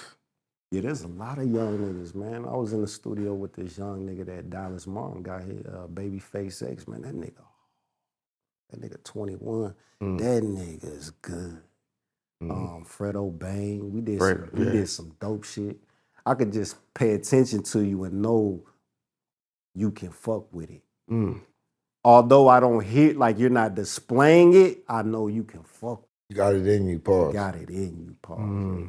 So like the first, I did Don't Leave Me Lonely for Fredo. And he's singing on it. Which it was a chance, like I'm gonna play this nigga this beat, the first beat I play, I'm gonna play this shit for him. I ain't know how he's gonna digest this motherfucker, but he went right in the booth and started singing. Don't leave me lonely. I was like, nigga, let's go. I like that. When I come to the table, I wanna give you something that fits you, but it's not, you gonna reach a new audience. I don't wanna just stay in your little cubicle. I don't wanna give you the same shit. I wouldn't be doing nothing. You know what I'm saying? I wanna give you something that takes you pop, rap, hip hop, like all the things that niggas that didn't like you, they fucking with you now. Oh, that nigga hard, all that shit. Oh, I like this. You know what I'm saying? I like to do that. I don't wanna just come and just give you the same shit, you know. I went in the studio with Jeezy once. He was like, man, he got something with strings and this. He was describing like, The beat you did. now he's describing my nigga Shawty Red beat. It's like just go to Shawty Red. You know what I'm saying? Like that was his sound. Like going in the studio with me, I'm trying to give you like something else that's still you. But like some niggas don't, they can't think outside of that, what they doing and shit. So sometimes it works, sometimes it don't. Gucci gets it. Like Gucci easy to work with because he gonna do 5 songs right there. It's like 1 or 2 of them shit's gonna be good. You know what I'm saying? He's not a nigga that you gotta play a whole bunch of beats and like, I don't know. Yeah. But he just work. He just work. Have you ever had to play a whole bunch of beats with somebody and it worked out for you? What does Gucci mean to the South? Because a lot of niggas came through him. Gucci is like God in the South, in Atlanta. Yeah, Because like, he put like this new wave. He put everybody on. He found niggas. He Young rallied. Thug, He rallied Shiesty. around everybody, man. You know what I'm saying? Migos. yep. He get credit for Migos too? Yeah. Well, I didn't know He did a that. lot. He did a lot, man. He did a lot for found them a lot of early on. niggas. He did a lot. His list is insane. What's your relationship with Jeezy? I mean, not Jeezy, with Gucci Mane like? When I seen him, it's cool, but it's been hard to get in contact with him for the last, like since he got out. I seen him when he first got out, went to the crib. But after that, I ain't seen him no more. Like I just ran into Snake, because I got another record with him that's old Gucci, not the new Gucci. This is one of them that he didn't want it. Like he didn't want to use it for some reason. I don't know why, but I want to use the motherfucker, so I'm trying to get him to support it. Clear it, put So that out. I had to holler at Snake and shit. It's just hard to get a hold of them. You know what I'm saying? I don't think he live in Atlanta, so it's not like you bumping into him. You go to shows and shit, like it's gonna be like you're gonna clear everybody off. You can't like Gucci like the president, bro. Like you can't get close to him. Like for real. So it's weird being there. I made lemonade with him. So it's like, man, like it shouldn't be this difficult. You know what I'm saying? And I don't think it's like intentional. I think it's just like niggas be in their own time, their own world. Be in their own bubble. Be in their own bubble. Yes. And it's just really about getting in front of a nigga like, yo, what's up? You know what I'm saying? Getting in front of a nigga is a different interaction than calling and way texting. different. I feel like it always works for me when I don't give a fuck. Yeah. I don't give a fuck. Like once you stop giving a fuck about who you gonna be in, I've been stopped giving a fuck. and you do your own thing and you striving, it's like, yo, if I see the nigga, I see the nigga. If the nigga fucking reacts to me and says, I got some money, I got some business for you, cool. If you don't, nigga, it's the game. It's the game. I'm gonna keep doing my thing. We had our time. We had our run together. You know what I'm saying? And I'm gonna move on and I'm gonna create a whole new run. Yeah. Where's your new run creation from? Is it before you doing this Lil Wayne thing with 2 Chainz? Is it you gonna put producers on? You signing your own rapper, singer? What's the? Well, you know, I've been signing motherfuckers forever. I think I did that too much. I'm a creative, so I look at the creativity more than I look at the actual character. So I waste a lot of time and money seeing the vision of the creativity and not paying attention to the person, the work ethic, the this, the that. And I'm ignoring all this because I'm such a creative, like the music so dope. Man, I know what this. You see the vision. I know what this motherfucker could do. Yeah. If he put his mind, yo, just put your mind to it today, nigga, and we good. So anything I sign, and I done signed a lot of niggas, it never works out because like people can't last through the process. But do you have another businessman with you? Yeah, Or yeah, you trying yeah. to do it yourself? Nah. I had a business partner. It just don't, man. These motherfuckers, bro. These motherfuckers be crazy. They wake up on some other time. Like, you never know what you getting yourself into. Then on the back end, like, you be doing all this shit for a motherfucker. Then they be in their own little circle talking about you, what you ain't doing. Because when people sign, they expect to be The on expectations. right away. Like, oh, I'm on. You give them an advance, or that nigga, I'm on. Then they run through it, then they start being weird or just, I ain't focused on that. I'm doing business different. I'm not like taking on the responsibility of Somebody else. If we Hey, fucking with each other, I we feel fucking you. with each other. Gotcha. Let's go through this process, then we can get to the paperwork. I'm not off the rip signing you. I'm gonna take you, I'm gonna work with you. We're gonna go through the process. We're gonna see how long you can last through this process. And we're gonna lock, if you grind this out and you stay sane, then we can get to They sane is the key word. we can upgrade to the next things. But and if you want to do something else, do something else. I don't want to have you sign and you ain't fucking with me. I don't fuck with you either. Yeah, I don't want you Like, fucking with me if you don't want to fuck I don't want with me. to ever have control or you know the rights to you, and you really don't fuck with a nigga. I want you to fuck with me because I fuck with you. So the shit be weird.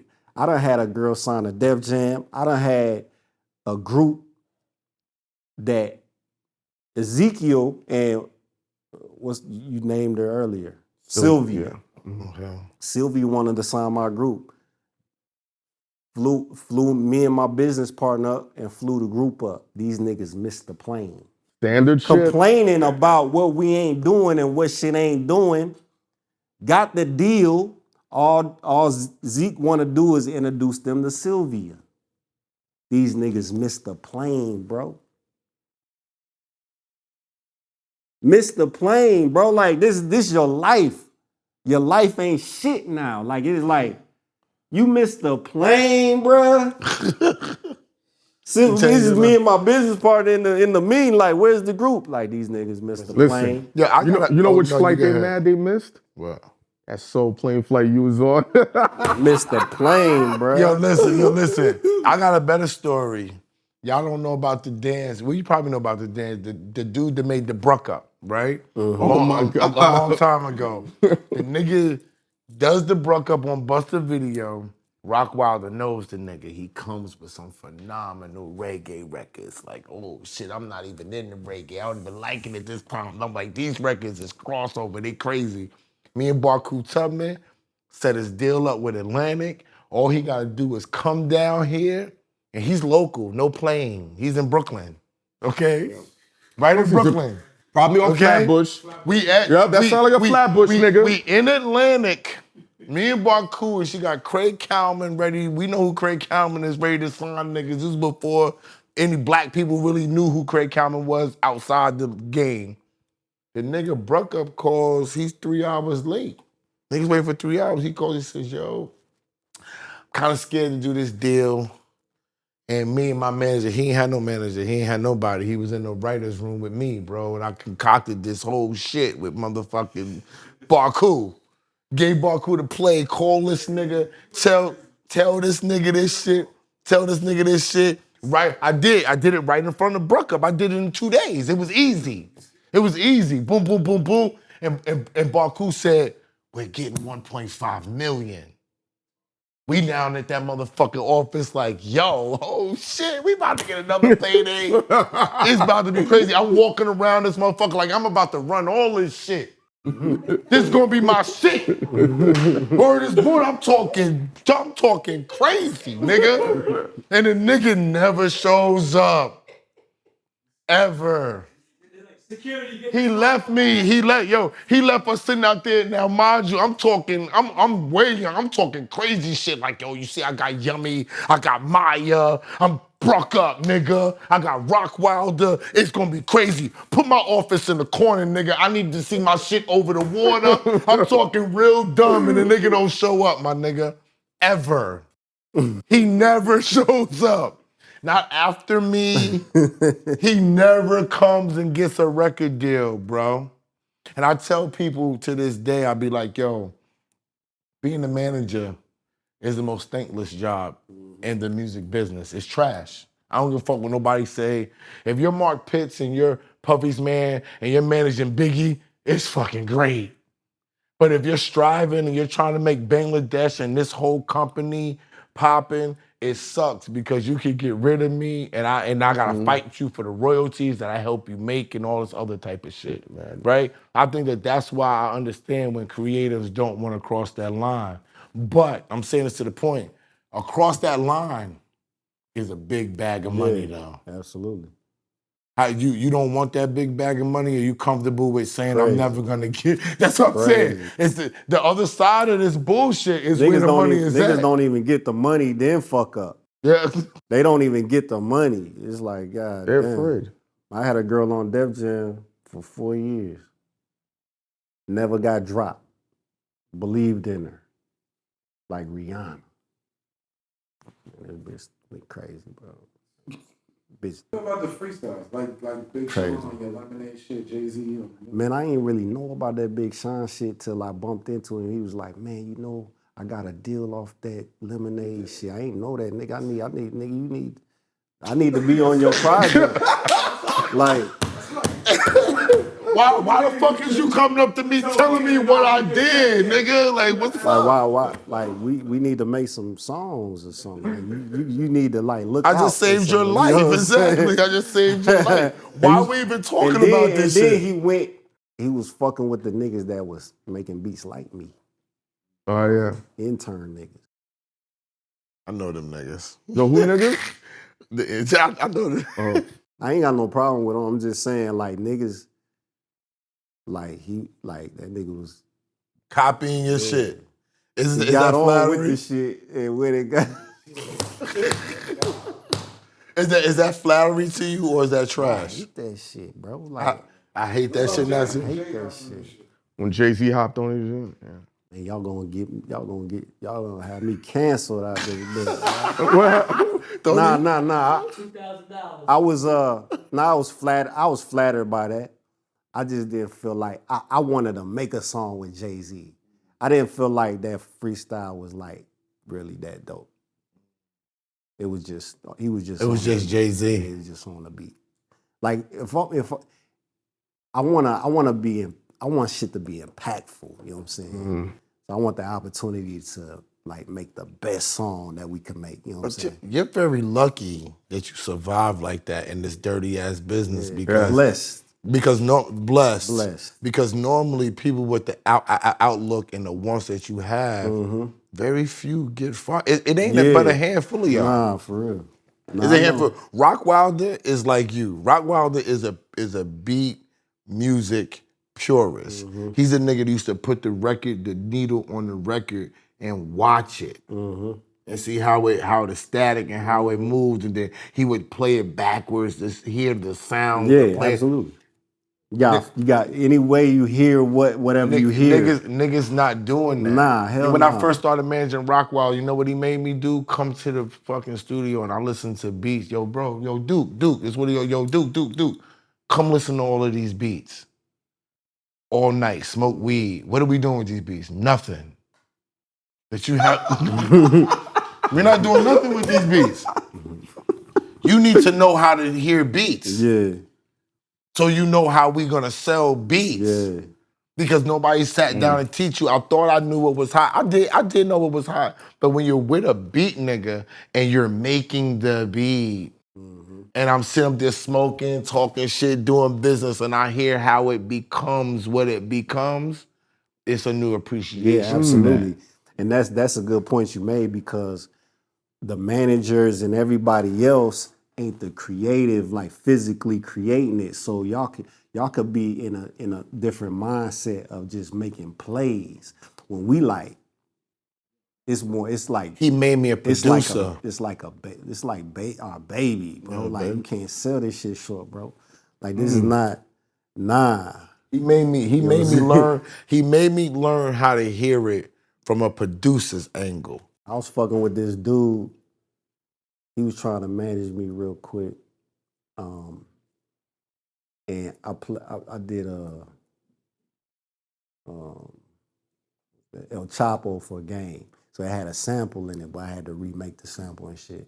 And like, they was doing some weird business and shit. And the nigga was like, I mean, it's a sample anyway, man. Just, nigga, I'm like, I slap the shit out you when you was right here, bruh. Like, don't ever say that, bruh. I mean, you got more. I mean, you could just, don't even, it's just a, nigga, it ain't like that. It ain't just a sample. It's still the work. It's art, bro. Like, this is like really intricate shit that goes in here. You know what I'm saying? What's a money commandment that you live by? Meaning, what do you do to keep money in your pocket? Shit, to be honest, bro, I just got the faith. You know what I'm saying? And waking up every day, the possibility of creating something impactful always worked for me. You know what I'm saying? Like, always being blessed with, like, believing and not quitting and just keep going. Positivity. Knowing yourself, you know what I'm saying? Not being caught up into the world. Staying, like, isolated in a sense of, like, the person you are. You know what I'm saying? Yeah. Not getting caught in the world, you know, have you fucked up. But I think, you know, the faith has always been, that's my story, bro. Like, spirit is my story. It ain't like I ain't got one of them stories like, yeah, I struggling through the mud. I was, but like, nigga, the faith got me. It speak to me how to. Where's that come from? I don't know where that shit come from. Like, I couldn't even tell you where it come from. I think if I could tell you, more niggas would have it. More niggas would acquire it. You know what I'm saying? But it just always been there since I was a little nigga. Like, I grew up in the church, but I hated church. You know what I'm saying? I started playing little All-American football, and we had games on Sunday, nigga. I was so hyped about not going to church, bro. Like, yes, nigga. Yeah, I got football. Got a game. You know what I'm saying? But, you know, I learned the difference between being spiritual and religion. You know what I'm saying? But it was just in me. All my niggas was like in the streets or doing something negative. And God will always speak to me, like, cause it's so attractive. It's like, nah, you good. Yeah, I didn't know the difference between spiritual and religion. I'll give my wife the credit. She right there. She taught me that difference. Mm-hmm. I thought if I didn't go to church, and my father is a deacon. Right. You know what I'm saying? Thought you sinning, you ain't doing the right thing. I'm not going to church. I wasn't really feeling church neither. It was a little boring. I didn't believe, like, why are we giving this money? Yeah. We don't ever see this money. I even talked to pastors in Jersey to be like, where's the money going? I was serious about this pimping. You know what I'm saying? I felt bad. But then after I met my wife, I'm Christian and she's Muslim. Mm-hmm. So it was more about spirituality. I didn't know about burning sage and, you know what I'm saying? What you do it? I don't do it, but she does it. Meditation. The meditation. I ain't do none of that shit.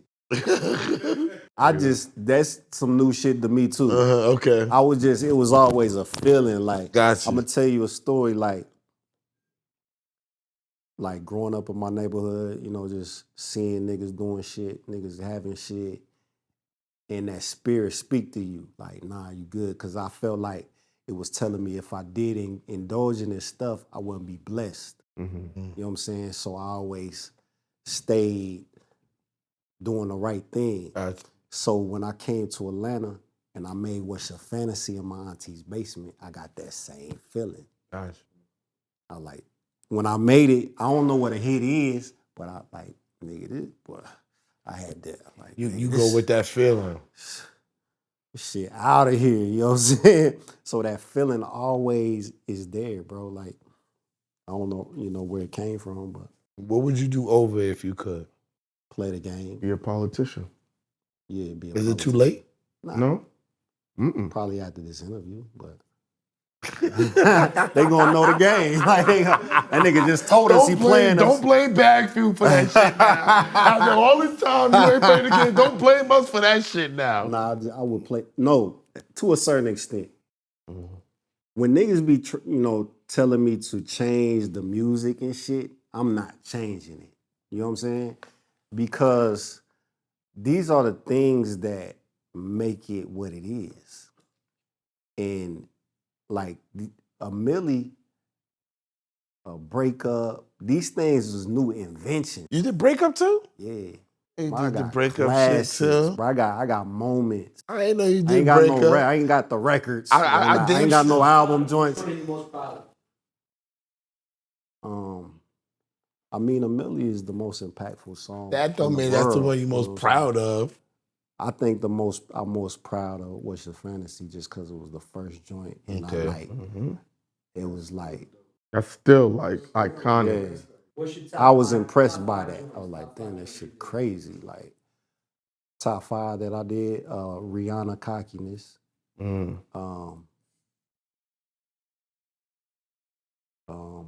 A Milli, 6 foot, 7 foot.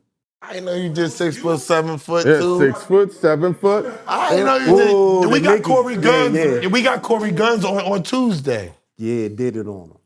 Did it on him. I didn't know you did it on him too. That's my shit. Keep going. You got Lemonade. You gotta put fantasy. Lemonade. You gotta put fantasy. Lemonade Up is there. Lemonade. He got too many for 5. Bro. Yo, whose idea was it to have the kids in the background sing? Let me tell you this. Yo, that shit is iconic, right there. Let me tell you a story. Yeah.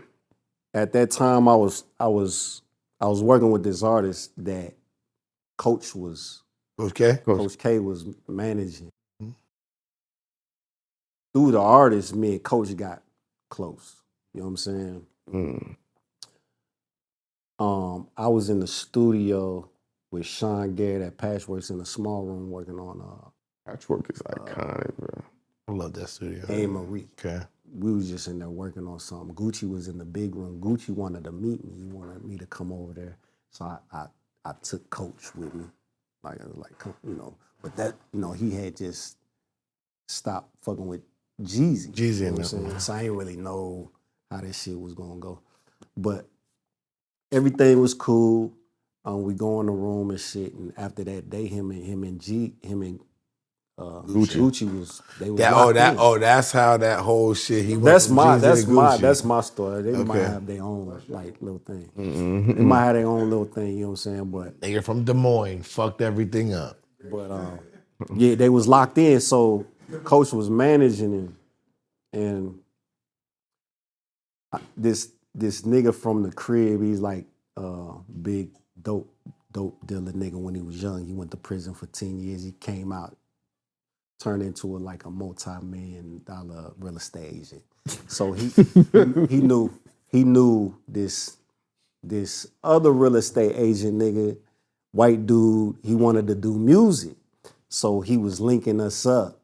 So the dude, he flew us out to Vegas on a private jet. First time on a private jet. Took us to an MMA fight. At the fight in Vegas, Coach calls me. He's like, yeah, man, we want to fly y'all out. We want to fly you out to Vegas. Gucci trying to lock in the studio. I'm like, damn, I'm in Vegas. That's crazy. You know what I'm saying? So we go to the studio in the casino. You been in there? The studio in the casino? Yo, I was there a long time ago with the white girl who started. I can't remember her name. She came from Hot 97 a long time ago. And she started, I visited before anybody ever even worked in it, but I never worked in there. Yeah, so we in there working. It's in the Palms? Yeah, something like that. Something like that. Yeah. So I show up to he's staying in the trunk. Okay. I show up, he like on the 40th floor. I come in, Gucci like in the pool, like overlooking the he in the pool. We got a bitch in the pool. He's like, babe, nigga, we got guns and money. This nigga right here. That was before you did Lemonade. We're finna go to the studio. We got guns and money, babe. How long you staying, nigga? I'm staying here for a week. Woo woo. So we ended up going to the studio that night. And so Lemonade is a sample. I can't really name the sample right now, but the original, the hook part of the Lemonade, the hook, the original shit was like, play another song for the money. Play another song for the money. Money in the bank to keep the, you know what I'm saying? So I thought that was perfect for him. Like, I'm like, this shit hard. So you got the part of the beat, the bass part of the beat that he rap on, then it's going to change into the, we need, as a producer, we need this. It need to be like this. But he didn't like that part. He was like, nah, I don't like that part. So he just rapped over the bass part of the beat. And he was like, everything yellow. Everything yellow, bang. MP yellow, furniture yellow, this yellow. And in my mind, I'm like, why is this nigga picking yellow? Like, I don't know what he doing. So he raps, he do like 3 verses, like no hook, just 3 verses of what you heard on the song, he just rapped that. So how I like the word, I like to produce. So even if you told me no, I'ma take it home and I'ma present it to you. I'ma present it to you. Fuck what you said. I'ma show you what it is. You know what I'm saying? So I took it home, and because the song's called Lemonade, he's talking about yellow. I had my daughter and my nieces, they like 8, 9. And I just rewrote the hook. Lemon on the chain with the V cuts. Lemon on the to match what he talking about, and had them sing it. That's my kids on there. Did they get like publishing?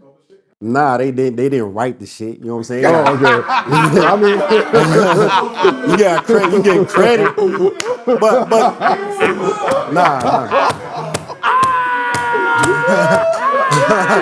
Now you gotta write it. on your daughter. Hell no. I ain't rob him. I didn't rob him. That was a moment. You know what I'm saying? They in the video. You know what I'm saying? It's a look. They got they shine. And that was, definitely wasn't no robbery. It's my last question. What's some advice you would give to these up and coming producers right now? I think like just focus on like individuality. Focus on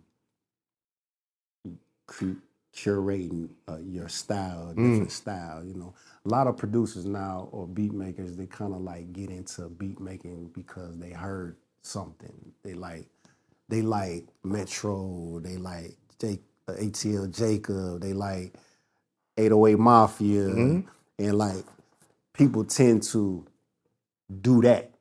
You know what I'm saying? Especially with the new technology and the programs and shit. You kind of like just start doing that. You got to develop your own style. I feel like I was probably emulating my inspiration at first until I created my own shit. It takes inspiration to get to where you want to go. Just don't stay there. You know what I'm saying? And you might not be a trap producer. Your calling might be a whole nother sound, a whole nother style. You know what I'm saying?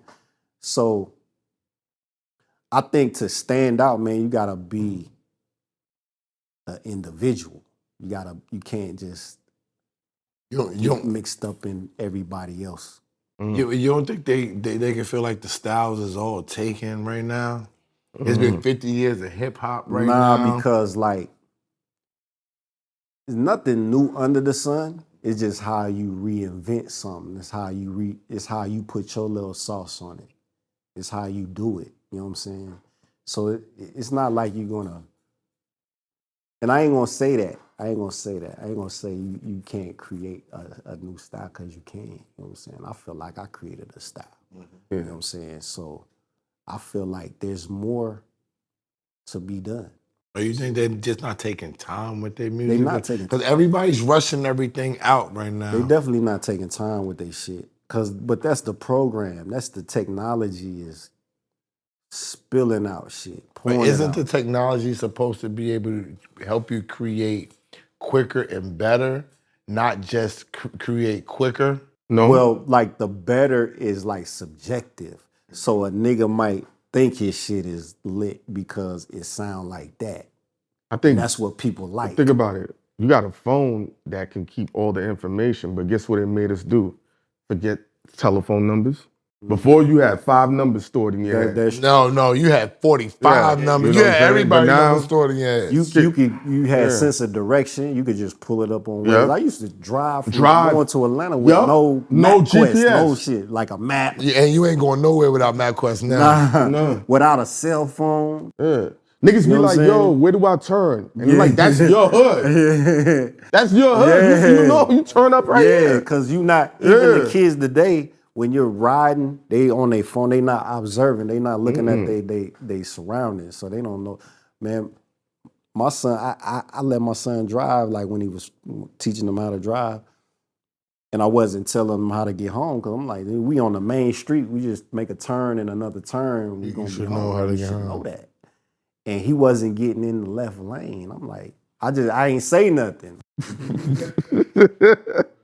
By the time Well, we know you ain't say nothing, By the nigga, because you good for that. I ain't say Yeah, shit. because I want to. This is the lesson. This is the lesson, bro. Like you of that age, bro. I shouldn't have to tell you. So by the time I figured out like this nigga, like, bro, you know it's a left, but it's too late to get over now. So it's like it be shit like that. It'd be like, man, we knew shit. Like we knew where to go. We know how to get home. We know how to maneuver. We was observant. These kids now, man, they be on their phone so much, they might sit at the gas station and the nigga could just open your door, hop in your car and like, nigga, we used to be like Looking. this Head on a swivel. all day. You know what I'm No, saying? we still like you that. might get out the car and stand there. Yeah. You know what I'm saying? Not being caught off guard with no phones and shit, no devices and shit, but it's just different now. But yeah, man, you gotta be an individual, man. You gotta know yourself. Mm. You know what I'm saying? Yo, you be saying the most difficult shit like niggas know. It's Mad difficult. niggas don't know they self, It's bro. difficult. Nah, Niggas it's don't know difficult. they self. Nah, I know, but you niggas need don't take time to to but that's the learn problem. they You need self, though. to be with they self, to even know what they like. I You can don't- ask a nigga, what do you like? And the nigga be like, I don't know. I don't think like you can really reach the level of ultimate manhood or the ultimate person you can be without knowing yourself. Mm-hmm. Like you gotta get there. You gotta do it. You can't go through life not knowing yourself. Cause you're gonna be doing shit that is out of character, ultimately. Like you're gonna just be going with the flow and the motions and shit. Mad Then goofy. and wake up like, damn, like what the Wow. fuck I was doing. You know what I'm saying? So you gotta know yourself. Like you gotta know your boundaries and shit. You know what I'm saying? You gotta know how to inspire and not just be influenced. Mm. You know what I'm saying? Yeah. Like I think that's what I was good at. I was good at being an inspiration without knowing it. That's why I turned into a producer, because like all my peers was inspired by me. You know what I'm saying? So I like, man, I need to do something with this shit. You know what I'm saying? So like, if it wasn't selling dope, it's like, I'm gonna do the next hard, like, ain't nobody making music. Like, I wanna do that. You know what I'm saying? I wanted to do the shit nobody doing. You know what I'm saying? And be that inspiration through sound. So now you got niggas that you inspire, they coming in sounding like your shit. You know what I'm saying? It makes you mad because it's like you inspired it, but it's like, motherfucker. It used to didn't bother me. It kind of pisses me off now. I'm not gonna lie. It didn't bother me for a long time. It kind of pisses me off right now. But But everybody goes through that though, I think. You know, if you an influencer, you're inspiring. Timberland's an influencer. There's a plethora of producers that niggas was trying to do them. You know what I'm saying? And that's the ultimate, where you know, like, damn, I did something. Like I left something on the table. You know what I'm saying? I ain't just take from the table. You know, like niggas that just like would take a whole sample and like, nigga, I produce. It's like you just kind of like, you just rocked the sample. You didn't produce the yeah, record. you just like, You just looped you it. came to the table and ate and left. You didn't bring nothing to the table where you left the energy there where a nigga can feed off that. You know what I'm saying? In the future. Yeah. BagFuel. Imitation is the highest form of flattery. So they say. So they say you gotta adjust your mind to really like be cool with it. And that's BagFuel. Follow this man, Bangladesh, on Instagram. Super producer Bangladesh. He's on Jimmy Fallon if y'all missed it. Yeah. And we shot our first time at Sweet Chick.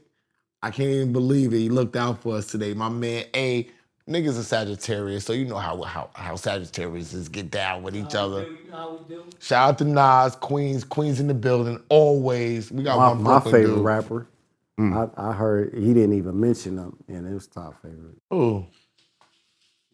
That's Nas is the illest. My favorite rapper. That's Nas is in my top 5. I asked him who his favorite was. He didn't mention. Oh man, and we in Sweet Chick. Damn. Disappointed. Yo, this a real nigga because he's blowing you up right in here. Boy. Like, subscribe, super thanks. Yo, follow BagFuel. We moving. We almost at 50,000. Yo, the merch is gonna be up. I keep saying it, but it's real. We're about to start doing reads. We're putting commercials within the show, and we're also looking for sponsorship and advertising right now. 2 more things. We're gonna start the Patreon and the Join community too. People can subscribe. Ghost told me no Patreon, just join. The Join? All right then, Join. BagFuel, we out of here.